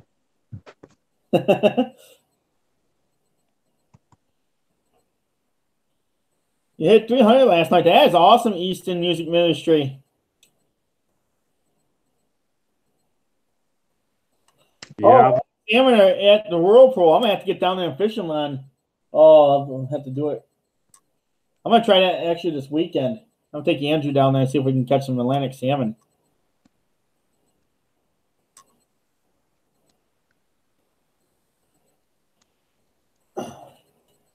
You ever caught an Atlantic salmon, Grant? No, I've never caught a salmon or a trout or walleye or pike. Mainly bass, bluegill, crappie, catfish, grinnell, gar.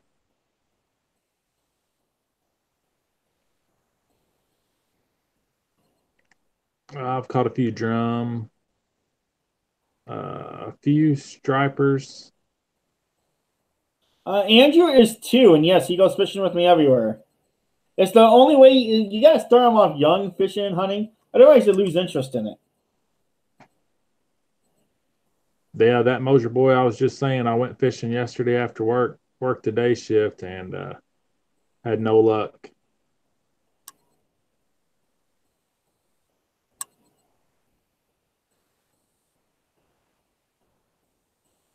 Oh, okay, Ken and Ray. Thanks. The Y is open below Foot Dam this weekend. Awesome. Coach CJ, what's up? Hey, Bass Conquistador is in the house. Hey, so how do you feel about my new bass program coming out? Your new bass program? Yeah, my new bass show every Tuesday. Oh yeah, is you said what was his name's gonna be with you at 1? We're gonna actually be 11:45, and I'm actually still looking at different co-hosts. Do you want to co-host it, Grant? Let's see, 11:45 your time. Yeah, that'd be 10:45 your time. I probably could some days. And what I'm gonna try doing is bring different people from different parts of the country, and have them compare how they fish in each part of the country, for different like weather conditions or different ideas on how they fish, just to see how it differs across the country bass fishing. Yeah, I've got to get to. Well, I've got to get some garden work done. I got to get some fishing in. I've got to catch some fish and try to make some videos and get my watch time and everything up. Yeah, you're getting close on your watch time, aren't you? I'm still about 900 hours away. Wow, you're gonna get there though. I mean, it takes a long time, but you'll get there. I've just after the swatting, I haven't been going live, so that's definitely hurt. Yes, yeah, that would absolutely suck.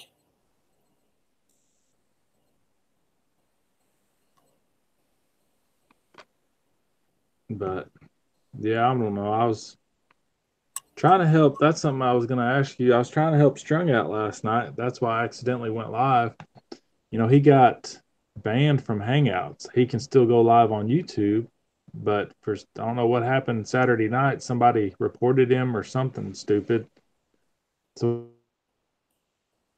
I'd have to look at it. I was trying to figure out how I could go live or go on Hangouts and then him stream the Hangout through OBS. You see the okay? Do you see that big long URL at the very top of here? Mm-hmm. All you have to do is hit browser, add a browser, and copy and paste that into the browser, and then pull it in. Okay, that's what he was trying to do last night. Yeah, I'll show you. I don't know if it'll let me do it because it's not going to be a real different thing, but you should be able to go this and let's go properties. Let's not get rid of that. But what that'll do is it'll pull up what's on at that thing, and he's going to have to come up with a way to log in. I don't mess with it though, so what I'm trying to do is get a capture window. Could he get on Hangouts and talk to you through a different account, but not the same? Well, he could do a capture window and done it that way too. Okay. Oh, the Mojo Boy bought a 7-foot ducket the other day, anxiously waiting to use it. Yeah, I'm more anxiously wanting to get my kayak. I don't think I've ever heard of Ducket. What? I've never heard of Ducket. Ducket's a great rod brand. You should buy some, but it's pretty pricey.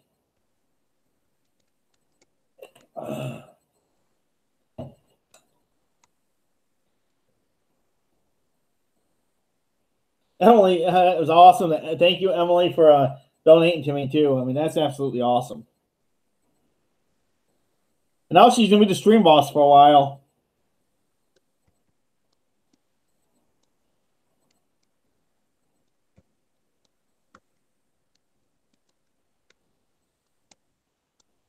Via Hook says, I had a few a while back, and not anymore. I have a bad habit of buying a bunch of new rods and selling them all 3 or 4 years later to buy new rods.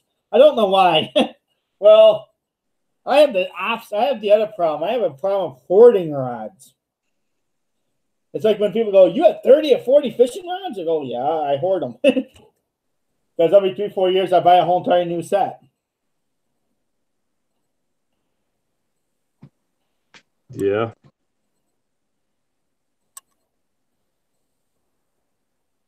Yeah, it's jerkbait time. Yeah, that's exactly right.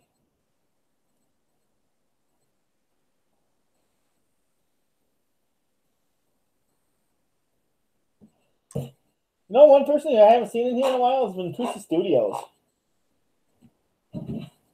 Yeah, I don't know that he's been back since he had that ordeal in here with the one that was blocked. Yeah.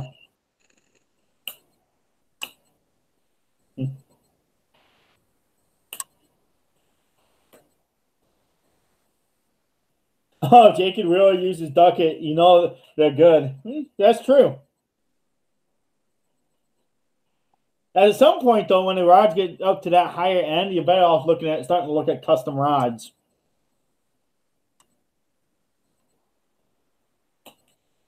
Trying to get a couple more rod companies up here to come up here and talk to us about fishing rods.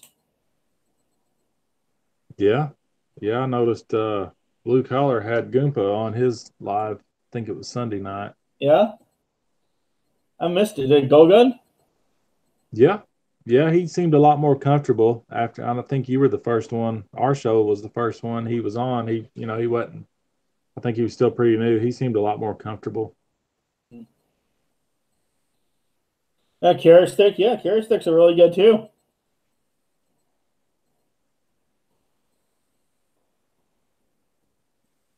Yeah, but I think I'm gonna switch most of my stuff over to Streamlabs just because because Streamlabs I also put it instantly into my PayPal.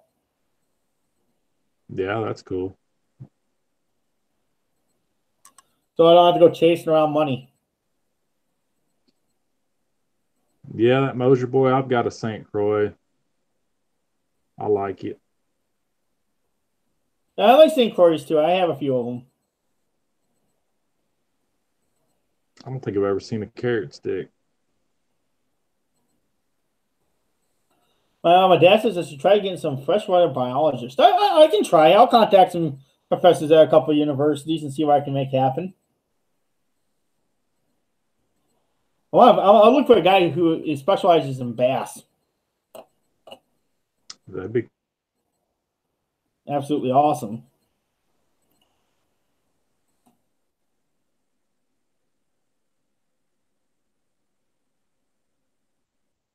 favorite fishing rods, huh? Yeah, you guys are talking about a lot of brands I haven't seen.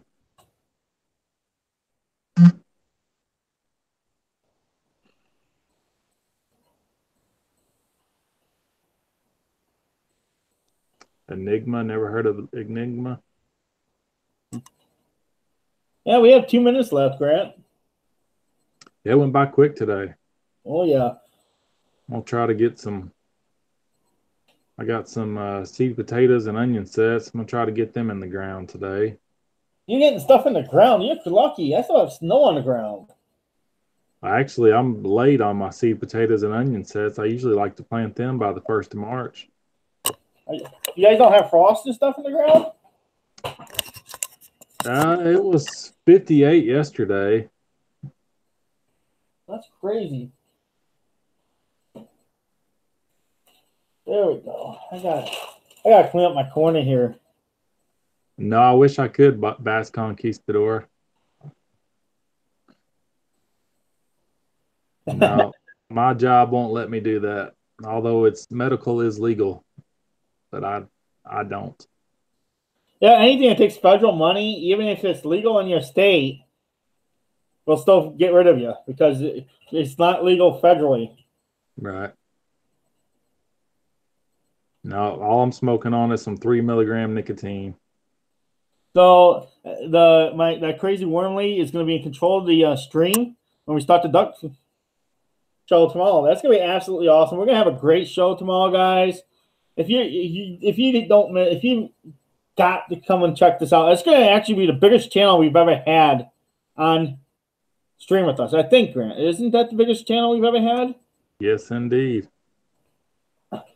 And it's going to be absolutely awesome. We're going to get to know a brand that is extremely good. I got a lot to do on my to-do list today.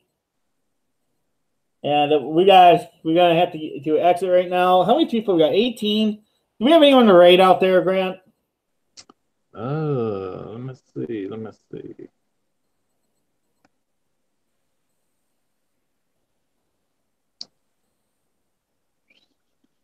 Whisker Sticks Fishing. Oh, that's where all our cat guys are.